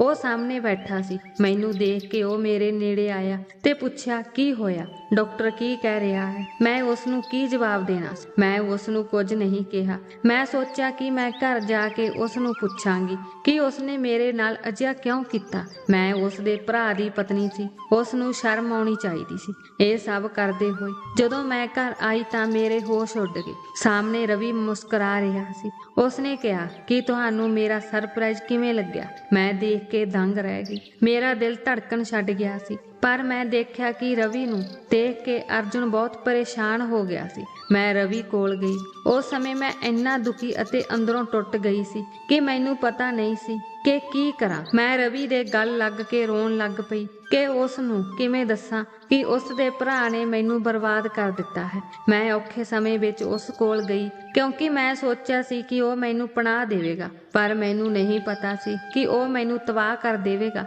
ਨਹੀਂ, ਉਹ ਮੇਰੇ ਸਿਰ ਤੇ ਹੱਥ ਮਾਰ ਕੇ ਕਹਿਣ ਲੱਗਾ, ਮੈਂ ਆ ਗਿਆ ਹਾਂ ਨਾ, ਹੁਣ ਤਾਂ ਤੁਸੀਂ ਖੁਸ਼ ਹੋ ਜਾਓ, ਕਿਉਂ ਰੋ ਰਹੇ ਹੋ? ਪਰ ਅਗਲੇ ਹੀ ਪਲ ਜੋ ਕੁਝ ਵਾਪਰਿਆ ਉਸ ਤੋਂ ਇੰਜ ਮਹਿਸੂਸ ਹੋਇਆ ਜਿਵੇਂ ਮੇਰੀਆਂ ਅੱਖਾਂ ਅੱਗੇ ਅਸਮਾਨ ਅਤੇ ਧਰਤੀ ਫਟ ਗਈ ਹੋਣ। ਕਿਉਂਕਿ ਕੁਝ ਸਮੇਂ ਬਾਅਦ ਅਰਜੁਨ ਵੀ ਰਵੀ ਦੇ ਨੇੜੇ ਆ ਗਿਆ, ਪਰ ਉਸ ਤੋਂ ਬਾਅਦ ਉਸਨੇ ਜੋ ਕੀਤਾ ਉਸਨੇ ਮੈਨੂੰ ਹੈਰਾਨ ਕਰ ਦਿੱਤਾ। ਉਸਨੇ ਮੇਰੀ ਬਾਂਹ ਫੜ ਲਈ ਅਤੇ ਇੱਕ ਝਟਕੇ ਨਾਲ ਉਸਨੇ ਮੈਨੂੰ ਰਵੀ ਤੋਂ ਵੱਖ ਕਰ ਦਿੱਤਾ। ਇਹ ਦੇਖ ਕੇ ਰਵੀ ਵੀ ਹੈਰਾਨ ਰਹਿ ਗਿਆ। ਅਰਜੁਨ ਨੇ ਮੈਨੂੰ ਰਵੀ ਤੋਂ ਪਿੱਛੇ ਧੱਕ ਦਿੱਤਾ ਅਤੇ ਕਹਿਣ ਲੱਗਾ, ਦੂਰ ਰਹੋ ਇਸ ਤੋਂ। ਅਰਜੁਨ ਦਾ ਬੋਲਣ ਦਾ ਅੰਦਾਜ਼ ਕਾਫੀ ਸਖਤ ਸੀ। ਰਵੀ ਨੂੰ ਗੁੱਸਾ ਆ ਗਿਆ। ਉਹਨਾਂ ਨੇ ਕਿਹਾ, ਇਹ ਕੀ ਬਦਤਮੀਜੀ ਹੈ? ਇਹ ਕੀ ਕਹਿ ਰਹੇ ਹੋ? ਤੁਸੀਂ ਅਜਿਹਾ ਕਿਵੇਂ ਕਰ ਸਕਦੇ ਹੋ? ਉਸ ਤੋਂ ਬਾਅਦ ਅਰਜੁਨ ਨੇ ਜੋ ਕਿਹਾ, ਮੇਰੇ ਪੈਰਾਂ ਹੇਠੋਂ ਜ਼ਮੀਨ ਨਿਕਲ ਗਈ। ਉਸ ਨੇ ਕਿਹਾ, ਕੀ ਤੁਸੀਂ ਚੰਗੀ ਤਰ੍ਹਾਂ ਜਾਣਦੇ ਹੋ ਕਿ ਮੈਂ ਕੀ ਕਹਿ ਰਿਹਾ ਹਾਂ? ਉਹ ਮੇਰੀ ਪਤਨੀ ਹੈ, ਤੁਹਾਡੀ ਨਹੀਂ, ਅਤੇ ਤੁਹਾਨੂੰ ਇਹ ਭੁੱਲਣਾ ਨਹੀਂ ਚਾਹੀਦਾ। ਇਸ ਲਈ ਮੇਰੀ ਪਤਨੀ ਤੋਂ ਦੂਰ ਰਹੋ। ਉਸ ਦੇ ਨੇੜੇ ਜਾਣ ਦੀ ਕੋਸ਼ਿਸ਼ ਵੀ ਨਾ ਕਰੋ। ਅਤੇ ਉਸ ਦੇ ਮੂੰਹੋਂ ਇਹ ਸ਼ਬਦ ਸੁਣ ਕੇ ਮੈਂ ਹੈਰਾਨ ਰਹਿ ਗਈ ਤੇ ਕਦੇ ਅਰਜੁਨ ਵੱਲ ਅਤੇ ਕਦੇ ਰਵੀ ਵੱਲ ਦੇਖਣ ਲੱਗੀ। ਅਰਜੁਨ ਦੇ ਮੂੰਹੋਂ ਇਹ ਗੱਲ ਸੁਣ ਕੇ ਮੈਂ ਸੋਚਿਆ ਕਿ ਸ਼ਾਇਦ ਰਵੀ ਉਸ ਦਾ ਗਲਾ ਘੁੱਟ ਦੇਵੇਗਾ, ਪਰ ਰਵੀ ਨੇ ਕੁਝ ਨਹੀਂ ਕਿਹਾ। ਸਗੋਂ ਰਵੀ ਦੇ ਚਿਹਰੇ ਤੇ ਨਿਰਾਸ਼ਾ ਫੈਲ ਗਈ। ਅਰਜੁਨ ਕਹਿਣ ਲੱਗਾ, ਤੁਹਾਨੂੰ ਯਾਦ ਹੈ ਜਦੋਂ ਫੇਰੇ ਹੋ ਰਹੇ ਸਨ ਤਾਂ ਮੂੰਹ ਤੇ ਸਿਹਰਾ ਪਾ ਕੇ ਫੇਰੇ ਮੈਂ ਲਏ ਸਨ। ਉਸ ਸਮੇਂ ਪੰਡਤ ਜੀ ਨੇ ਵਿਆਹ ਦੇ ਮੰਤਰ ਵੀ ਪੜ੍ਹੇ ਸਨ। ਉਸ ਸਮੇਂ ਸੋਨੂ ਦਾ ਹੱਥ ਮੇਰੇ ਹੱਥ ਵਿੱਚ ਸੀ, ਤੁਹਾਡੇ ਹੱਥ ਵਿੱਚ ਨਹੀਂ। ਤੁਸੀਂ ਸੋਨੂ ਨਾਲ ਵਿਆਹ ਕਰਨ ਤੋਂ ਵੀ ਇਨਕਾਰ ਕਰ ਦਿੱਤਾ ਸੀ। ਹਾਂ, ਇਹ ਵੱਖਰੀ ਗੱਲ ਹੈ ਕਿ ਉਸ ਸਮੇਂ ਮੈਂ ਇਹ ਸਭ ਤੁਹਾਡੇ ਕਹਿਣ ਤੇ ਕੀਤਾ। ਸੋਨੂੰ ਪਸੰਦ ਨਹੀਂ ਸੀ। ਤੂੰ ਵਿਦੇਸ਼ ਜਾਣਾ ਚਾਹੁੰਦਾ ਸੀ ਤੇ ਤੈਨੂੰ ਉੱਥੋਂ ਦੀ ਕੁੜੀ ਪਸੰਦ ਸੀ ਤੇ ਤੂੰ ਉਸ ਨਾਲ ਵਿਆਹ ਕਰਨਾ ਚਾਹੁੰਦਾ ਸੀ ਤੇ ਜਿਸ ਦੀ ਖਾਤਰ ਤੂੰ ਇੰਡੀਆ ਛੱਡ ਕੇ ਉੱਥੇ ਗਿਆ ਸੀ। ਤੂੰ ਇਹੀ ਕਿਹਾ ਸੀ ਕਿ ਹੁਣ ਤੂੰ ਸੋਨੂ ਨਾਲ ਵਿਆਹ ਕਰ ਲੈ ਕਿਉਂਕਿ ਤੂੰ ਵਾਪਸ ਨਹੀਂ ਪਰਤੇਗਾ। ਜਿਵੇਂ ਕੁਝ ਸਮਾਂ ਲੰਘਦਾ ਹੈ ਤਾਂ ਤੁਸੀਂ ਦੁਨੀਆ ਨੂੰ ਦੇਖਣ ਲਈ ਸੋਨੂ ਨੂੰ ਤਲਾਕ ਦੇ ਦਿਓਗੇ। ਇਹ ਡਰਾਮਾ ਵੀ ਖਤਮ ਹੋ ਜਾਵੇਗਾ ਅਤੇ ਸੋਨੂ ਤੁਹਾਡੀ ਹੋਵੇਗੀ। ਫਿਰ ਜੇਕਰ ਤੁਸੀਂ ਚਾਹੋ ਤਾਂ ਬਾਅਦ ਵਿੱਚ ਸਭ ਦੇ ਸਾਹਮਣੇ ਸੋਨੂ ਨਾਲ ਵਿਆਹ ਕਰ ਸਕਦੇ ਹੋ। ਦੱਸ, ਤੂੰ ਹੁਣ ਕਿਉਂ ਮੁੜ ਕੇ ਆਇਆ? ਤੈਨੂੰ ਇੱਕ ਵਿਦੇਸ਼ੀ ਕੁੜੀ ਨਾਲ ਪਿਆਰ ਅਤੇ ਤੁਸੀਂ ਉਸ ਨਾਲ ਵਿਆਹ ਕਰਨ ਜਾ ਰਹੇ ਸੀ। ਫਿਰ ਤੁਸੀਂ ਇਕੱਲੇ ਕਿਉਂ ਆਏ ਹੋ? ਤੁਸੀਂ ਉਸ ਕੁੜੀ ਨਾਲ ਵਿਆਹ ਕਿਉਂ ਨਹੀਂ ਕੀਤਾ? ਇਹ ਸਭ ਸੁਣ ਕੇ ਮੈਂ ਆਪਣਾ ਦੁੱਖ ਭੁੱਲ ਗਈ ਸੀ। ਇਹ ਸਭ ਮੈਂ ਕੀ ਸੁਣ ਰਹੀ ਸੀ? ਰਵੀ ਕਹਿਣ ਲੱਗਾ, ਉਸ ਕੁੜੀ ਨੇ ਮੈਨੂੰ ਧੋਖਾ ਦਿੱਤਾ ਹੈ। ਹੁਣ ਮੈਂ ਵਾਪਸ ਆ ਗਿਆ ਹਾਂ, ਇਸ ਲਈ ਹੁਣ ਤੁਸੀਂ ਸੋਨੂ ਨੂੰ ਤਲਾਕ ਦੇ ਦਿਓ। ਮੈਂ ਉਸ ਨਾਲ ਵਿਆਹ ਕਰ ਲਵਾਂਗਾ। ਇਹ ਸੁਣ ਕੇ ਮੈਨੂੰ ਲੱਗਾ ਜਿਵੇਂ ਮੈਂ ਕੋਈ ਖਿਡੌਣਾ ਹੋਵਾਂ। ਮੈਂ ਕਿਹਾ, ਤੁਸੀਂ ਮੈਨੂੰ ਦੱਸੇ ਬਿਨਾਂ ਮੇਰੇ ਨਾਲ ਕਿਹੜੀਆਂ-ਕਿਹੜੀਆਂ ਖੇਡਾਂ ਖੇਡੀਆਂ? ਦੁਨੀਆ ਦੇ ਸਾਹਮਣੇ ਇੱਕ ਭਰਾ ਮੇਰੇ ਨਾਲ ਵਿਆਹ ਕਰਾਉਂਦਾ ਹੈ, ਕਿਉਂਕਿ ਉਸ ਦੀ ਮਾਂ ਨੇ ਮੈਨੂੰ ਬਚਪਨ ਤੋਂ ਹੀ ਉਸ ਦੇ ਨਾਮ ਨਾਲ ਬੰਨਿਆ ਹੋਇਆ ਸੀ। ਅਤੇ ਫਿਰ ਮੈਨੂੰ ਛੂਹਣ ਤੋਂ ਬਿਨਾਂ ਹੀ ਉਹ ਕਹਿੰਦੇ ਹਨ ਕਿ ਮੇਰੀ ਉਡੀਕ ਕਰਿਓ, ਤੇ ਕਿਸੇ ਹੋਰ ਦੇਸ਼ ਚਲਾ ਜਾਂਦਾ ਹੈ। ਫਿਰ ਇੱਕ ਹੋਰ ਭਰਾ ਆਉਂਦਾ ਹੈ ਅਤੇ ਮੇਰਾ ਨਾਲ ਸਮਾਂ ਬਿਤਾਉਂਦਾ ਹੈ, ਬਿਨਾਂ ਦੱਸੇ ਮੇਰੇ ਨਾਲ ਸੰਬੰਧ ਬਣਾਉਂਦਾ ਹੈ। ਮੈਂ ਇਸ ਗੱਲੋਂ ਦੁਖੀ ਸੀ। ਮੇਰੇ ਸਰੀਰ ਵਿੱਚ ਅਰਜਨ ਦੀ ਹਵਸ ਦੀ ਨਿਸ਼ਾਨੀ ਸੀ, ਪਰ ਪਤਾ ਨਹੀਂ ਮੇਰੇ ਨਾਲ ਕਿਹੜੀ ਘਿਨੌਣੀ ਖੇਡ ਖੇਡੀ ਗਈ ਸੀ। ਇਹ ਸੁਣ ਕੇ ਅਰਜੁਨ ਅਤੇ ਰਵੀ ਦੋਵੇਂ ਹੈਰਾਨ ਰਹਿ ਗਏ। ਮੈਂ ਫੁੱਟ-ਫੁੱਟ ਕੇ ਰੋਣ ਲੱਗ ਪਈ। ਮੈਂ ਆਪਣੇ ਪਰਸ ਵਿੱਚੋਂ ਰਿਪੋਰਟ ਕੱਢ ਕੇ ਦੋਹਾਂ ਦੇ ਮੂੰਹਾਂ ਤੇ ਸੁੱਟ ਦਿੱਤੀ। ਰਵੀ ਨੇ ਕਿਹਾ, ਤੁਸੀਂ ਇਹ ਕੀ ਕੀਤਾ ਹੈ? ਤੁਹਾਨੂੰ ਸ਼ਰਮ ਨਹੀਂ ਆਈ? ਅਤੇ ਉਸਦੇ ਬੋਲ ਹੋਰ ਵੀ ਉੱਚੇ ਹੋ ਗਏ। ਉਸਨੇ ਕਿਹਾ, ਉਹ ਮੇਰੀ ਪਤਨੀ ਹੈ, ਇਸੇ ਲਈ ਮੈਨੂੰ ਆਪਣੇ ਕਿਸੇ ਵੀ ਕੰਮ ਤੇ ਸ਼ਰਮ ਨਹੀਂ ਆਉਂਦੀ। ਇਹ ਵੱਖਰੀ ਗੱਲ ਹੈ, ਜਦੋਂ ਮੈਂ ਸੋਨੂ ਨਾਲ ਵਿਆਹ ਕੀਤਾ ਸੀ, ਉਸ ਸਮੇਂ ਮੇਰੇ ਦਿਲ ਵਿੱਚ ਸੋਨੂ ਲਈ ਕੁਝ ਨਹੀਂ ਸੀ, ਪਰ ਹੁਣ ਮੈਂ ਸੋਨੂ ਨੂੰ ਪਿਆਰ ਕਰਨ ਲੱਗ ਪਿਆ ਹਾਂ ਅਤੇ ਉਸ ਤੋਂ ਬਿਨਾਂ ਰਹਿਣ ਬਾਰੇ ਸੋਚ ਵੀ ਨਹੀਂ ਸਕਦਾ। ਇਹ ਕਹਿ ਕੇ ਉਹ ਮੇਰਾ ਹੱਥ ਫੜ ਕੇ ਮੈਨੂੰ ਘਰੋਂ ਬਾਹਰ ਲੈ ਆਇਆ। ਮੈਂ ਕਿਹਾ, ਮੇਰਾ ਹੱਥ ਛੱਡ ਦਿਓ, ਮੈਂ ਤੁਹਾਡੇ ਨਾਲ ਵੀ ਨਹੀਂ ਰਹਿਣਾ। ਤੂੰ ਮੇਰੇ ਨਾਲ ਧੋਖੇ ਨਾਲ ਵਿਆਹ ਕਰਵਾਇਆ ਅਤੇ ਫਿਰ ਮੇਰੀ ਬੇਹੋਸ਼ੀ ਦਾ ਫਾਇਦਾ ਉਠਾਇਆ। ਪਰ ਅਰਜੁਨ ਨੇ ਮੇਰੀ ਇੱਕ ਨਾ ਸੁਣੀ ਅਤੇ ਮੈਨੂੰ ਪਿੰਡ ਲੈ ਆਇਆ। ਅਰਜੁਨ ਨੇ ਹੀ ਸਾਰੀ ਸੱਚਾਈ ਮੇਰੀ ਸੱਸ ਨੂੰ ਦੱਸੀ। ਸਾਰੀ ਸੱਚਾਈ ਜਾਣ ਕੇ ਸਾਰੇ ਹੈਰਾਨ ਰਹਿ ਗਏ। ਹਰ ਕੋਈ ਰਵੀ ਅਤੇ ਅਰਜੁਨ ਨੂੰ ਮਾੜਾ ਬੋਲ ਰਿਹਾ ਸੀ। ਮੇਰੀ ਸੱਸ ਨੇ ਰਵੀ ਨਾਲ ਗੱਲ ਕਰਨੀ ਬੰਦ ਕਰ ਦਿੱਤੀ ਸੀ। ਰਵੀ ਪਿੰਡ ਹੀ ਨਹੀਂ ਆਇਆ ਸੀ, ਉਹ ਉਸੇ ਫਲੈਟ ਵਿੱਚ ਹੀ ਰਹਿ ਕੇ ਕੋਈ ਨੌਕਰੀ ਕਰਨ ਲੱਗਾ। ਇੱਥੇ ਅਰਜੁਨ ਨੇ ਮੇਰਾ ਬਹੁਤ ਖਿਆਲ ਰੱਖਿਆ। ਉਸਨੇ ਮੇਰੇ ਲਈ ਸਭ ਕੁਝ ਸੰਭਾਲਿਆ, ਪਰ ਮੈਂ ਉਸ ਨਾਲ ਸਿੱਧੇ ਮੂੰਹ ਗੱਲ ਵੀ ਨਹੀਂ ਕਰਦੀ ਸੀ। ਉਹ ਮੇਰੀ ਕਹੀ ਕਿਸੇ ਵੀ ਗੱਲ ਦਾ ਕੋਈ ਇਤਰਾਜ਼ ਨਹੀਂ ਕਰਦਾ ਸੀ। ਉਹ ਮੇਰੀ ਦੇਖਭਾਲ ਕਰਦਾ ਰਿਹਾ। ਪਰ 6 ਮਹੀਨਿਆਂ ਬਾਅਦ ਮੈਂ ਮਰੇ ਹੋਏ ਬੱਚੇ ਨੂੰ ਜਨਮ ਦਿੱਤਾ। ਬੱਚੇ ਨੇ ਸਮੇਂ ਤੋਂ ਪਹਿਲਾਂ ਹੀ ਜਨਮ ਲੈ ਲਿਆ ਸੀ, ਇਸ ਲਈ ਉਹ ਜਿਉਂਦਾ ਨਹੀਂ ਸੀ। ਜਦੋਂ ਤੋਂ ਮੈਂ ਸ਼ਹਿਰ ਤੋਂ ਪਿੰਡ ਆਈ ਸੀ, ਮੈਂ ਬਹੁਤ ਚਿੰਤਤ ਸੀ, ਠੀਕ ਤਰ੍ਹਾਂ ਨਾਲ ਖਾਂਦੀ ਵੀ ਨਹੀਂ ਸੀ ਅਤੇ ਬਹੁਤ ਉਦਾਸ ਰਹਿੰਦੀ ਸੀ। ਸ਼ਾਇਦ ਇਹੀ ਕਾਰਨ ਸੀ ਕਿ ਮੈਂ ਸਮੇਂ ਤੋਂ ਪਹਿਲਾਂ ਬੱਚੇ ਨੂੰ ਜਨਮ ਦੇ ਦਿੱਤਾ ਸੀ। ਜਿਵੇਂ ਹੀ ਮੈਂ ਬਿਮਾਰ ਹੋ ਗਈ, ਅਰਜੁਨ ਮੈਨੂੰ ਸ਼ਹਿਰ ਦੇ ਸਭ ਤੋਂ ਵਧੀਆ ਹਸਪਤਾਲ ਵਿੱਚ ਲੈ ਆਇਆ। ਮੇਰੀ ਹਾਲਤ ਵੀ ਠੀਕ ਨਹੀਂ ਸੀ ਅਤੇ ਜਦੋਂ ਮੈਂ ਠੀਕ ਮਹਿਸੂਸ ਕੀਤਾ ਤਾਂ ਅਰਜੁਨ ਨੇ ਮੇਰੇ ਸਾਹਮਣੇ DNA ਰਿਪੋਰਟ ਰੱਖੀ, ਜਿਸ ਨੇ ਸਾਬਤ ਕੀਤਾ ਕਿ ਬੱਚਾ ਉਸਦਾ ਨਹੀਂ ਸੀ। ਉਸਨੇ ਕਿਹਾ, ਜਿਸ ਰਾਤ ਉਹ ਲੁਟੇਰੇ ਆਏ ਸਨ, ਉਹਨਾਂ ਨੇ ਮੇਰੀ ਬਾਂਹ ਤੇ ਗੋਲੀ ਮਾਰ ਦਿੱਤੀ ਅਤੇ ਪਿਸਤੌਲ ਦਾ ਬੱਟ ਮੇਰੇ ਸਿਰ ਤੇ ਮਾਰਿਆ ਅਤੇ ਮੈਂ ਬੇਹੋਸ਼ ਹੋ ਗਿਆ। ਪਤਾ ਨਹੀਂ ਅੱਗੇ ਕੀ ਹੋਇਆ, ਪਰ ਜਦੋਂ ਮੈਨੂੰ ਹੋਸ਼ ਆਈ ਤਾਂ ਦੋਵੇਂ ਘਰੋਂ ਜਾ ਚੁੱਕੇ ਸਨ। ਕਮਰੇ ਦਾ ਦਰਵਾਜ਼ਾ ਟੁੱਟਿਆ ਹੋਇਆ ਸੀ ਅਤੇ ਜਦੋਂ ਮੈਂ ਕਮਰੇ ਵਿੱਚ ਆਇਆ ਤਾਂ ਤੁਹਾਡੀ ਹਾਲਤ ਦੇਖ ਕੇ ਮੈਂ ਸਮਝ ਗਿਆ ਕਿ ਉਹਨਾਂ ਨੇ ਤੁਹਾਡੇ ਨਾਲ ਕੁਝ ਗਲਤ ਕੀਤਾ ਹੈ। ਤੁਸੀਂ ਬਹੁਤ ਗਲਤ ਸਥਿਤੀ ਵਿੱਚ ਬੈੱਡ ਤੇ ਲੇਟੇ ਹੋਏ ਸੀ। ਮੈਂ ਤੁਹਾਡੇ ਕੱਪੜੇ ਠੀਕ ਕੀਤੇ ਅਤੇ ਜਦੋਂ ਮੈਂ ਤੁਹਾਡੀ ਰਿਪੋਰਟ ਦੇਖੀ, ਮੈਨੂੰ ਲੱਗਾ ਕਿ ਤੁਹਾਨੂੰ ਅਪਣਾ ਲੈਣਾ ਹੀ ਸਹੀ ਸੀ, ਕਿਉਂਕਿ ਤੁਹਾਡਾ ਕੋਈ ਕਸੂਰ ਨਹੀਂ ਸੀ। ਜੋ ਵੀ ਹੋਇਆ ਉਹ ਹਾਦਸਾ ਸੀ। ਮੈਂ ਕਦੇ ਰਿਪੋਰਟ ਨੂੰ ਦੇਖ ਰਹੀ ਸੀ ਅਤੇ ਕਦੇ ਅਰਜੁਨ ਨੂੰ। ਮੈਨੂੰ ਸਮਝ ਨਹੀਂ ਆ ਰਹੀ ਸੀ ਕਿ ਮੈਂ ਚੀਕਾਂ ਮਾਰ ਕੇ ਰੋਵਾਂ ਜਾਂ ਉਸ ਪਰਮਾਤਮਾ ਦਾ ਧੰਨਵਾਦ ਕਰਾਂ, ਜਿਸ ਨੇ ਮੈਨੂੰ ਅਰਜੁਨ ਦੇ ਰੂਪ ਵਿੱਚ ਬਹੁਤ ਕੁਝ ਦਿੱਤਾ ਸੀ। ਮੈਨੂੰ ਇੱਕ ਚੰਗਾ ਪਤੀ ਦਿੱਤਾ। ਇਹ ਦੇਖ ਕੇ ਮੇਰੇ ਹੰਝੂ ਵਹਿਣ ਲੱਗੇ। ਮੈਨੂੰ ਰੋਂਦਾ ਦੇਖ ਕੇ ਅਰਜੁਨ ਮੇਰੇ ਨੇੜੇ ਆ ਗਿਆ। ਉਸਨੇ ਆਪਣੇ ਹੱਥਾਂ ਨਾਲ ਮੇਰੇ ਹੰਝੂ ਸਾਫ਼ ਕੀਤੇ ਅਤੇ ਮੇਰਾ ਸਿਰ ਆਪਣੇ ਮੋਢੇ ਤੇ ਰੱਖ ਦਿੱਤਾ ਅਤੇ ਜਿਵੇਂ ਹੀ ਮੈਂ ਉਸਦਾ ਛੋਹ ਮਹਿਸੂਸ ਕੀਤਾ, ਮੈਂ ਤੜਫ ਵਿੱਚ ਹੋਰ ਵੀ ਰੋਣ ਲੱਗ ਪਈ। ਮੈਂ ਕਿਹਾ, ਅਰਜੁਨ ਜੀ, ਮੈਨੂੰ ਮਾਫ਼ ਕਰ ਦਿਓ। ਮੈਂ ਤੁਹਾਨੂੰ ਬਹੁਤ ਨੀਚ ਇਨਸਾਨ ਸਮਝਦੀ ਸੀ, ਪਰ ਮੈਂ ਤੁਹਾਡੇ ਜਿੰਨਾ ਮਹਾਨ ਕੋਈ ਨਹੀਂ ਦੇਖਿਆ। ਮੇਰੇ ਕਾਰਨ ਤੂੰ ਅੱਜ ਤੱਕ ਬਹੁਤ ਦੁੱਖ ਝੱਲਿਆ ਹੈ। ਮੈਨੂੰ ਮਾਫ਼ ਕਰ ਦਿਓ। ਅਰਜੁਨ ਹੌਲੀ-ਹੌਲੀ ਮੇਰੀ ਪਿੱਠ ਤੇ ਹੱਥ ਫੇਰ ਰਿਹਾ ਸੀ। ਉਹਨਾਂ ਨੇ ਕਿਹਾ ਕਿ ਮਾਫ਼ੀ ਮੰਗਣ ਦੀ ਕੋਈ ਲੋੜ ਨਹੀਂ ਹੈ। ਮੈਂ ਤੁਹਾਡੇ ਬਾਰੇ ਕਦੇ ਬੁਰਾ ਨਹੀਂ ਸੋਚਿਆ। ਮੈਨੂੰ ਪਤਾ ਸੀ ਕਿ ਮੇਰੇ ਪ੍ਰਤੀ ਤੁਹਾਡਾ ਵਤੀਰਾ ਸੁਭਾਵਿਕ ਸੀ। ਤੇਰੇ ਨਾਲ ਜੋ ਹੋਇਆ ਉਹ ਕੋਈ ਕੁੜੀ ਬਰਦਾਸ਼ਤ ਨਾ ਕਰ ਸਕਦੀ। ਮੈਂ ਰਾਤ ਨਾਲ ਅੱਖਾਂ ਬੰਦ ਕਰ ਲਈਆਂ।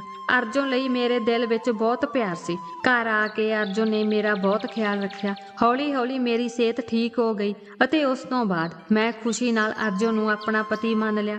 ਅਸੀਂ ਦੋਵੇਂ ਇੱਕ ਦੂਜੇ ਨੂੰ ਇੰਨਾ ਪਿਆਰ ਕਰਦੇ ਹਾਂ ਕਿ ਲੋਕ ਸਾਡੇ ਪਿਆਰ ਦੀ ਮਿਸਾਲ ਦਿੰਦੇ ਹਨ। ਮੈਂ ਅਰਜੁਨ ਦੀ ਸੰਗਤ ਵਿੱਚ ਬਹੁਤ ਖੁਸ਼ ਹਾਂ ਅਤੇ ਖੁਸ਼ਹਾਲ ਜੀਵਨ ਬਤੀਤ ਕਰ ਰਹੀ ਹਾਂ। ਸੋ ਦੋਸਤੋ, ਅੱਜ ਸਾਡੀ ਇਹ ਕਹਾਣੀ ਸੀ। ਤੁਹਾਨੂੰ ਇਹ ਕਿਵੇਂ ਲੱਗੀ? ਜੇਕਰ ਤੁਹਾਨੂੰ ਇਹ ਚੰਗੀ ਲੱਗੀ ਤਾਂ ਲਾਈਕ ਜ਼ਰੂਰ ਕਰਿਓ। ਦੋਸਤੋ, ਕਹਾਣੀ ਬਾਰੇ ਆਪਣੇ ਵਿਚਾਰ ਜ਼ਰੂਰ ਦਿਓ ਤਾਂ ਜੋ ਸਾਨੂੰ ਪਤਾ ਲੱਗੇ ਸਕੇ ਕਿ ਤੁਹਾਨੂੰ ਸਾਡੀ ਕਹਾਣੀ ਪਸੰਦ ਹੈ ਜਾਂ ਨਹੀਂ। ਕਹਾਣੀ ਨੂੰ ਅੰਤ ਤੱਕ ਸੁਣਨ ਲਈ ਬਹੁਤ ਬਹੁਤ ਧੰਨਵਾਦ।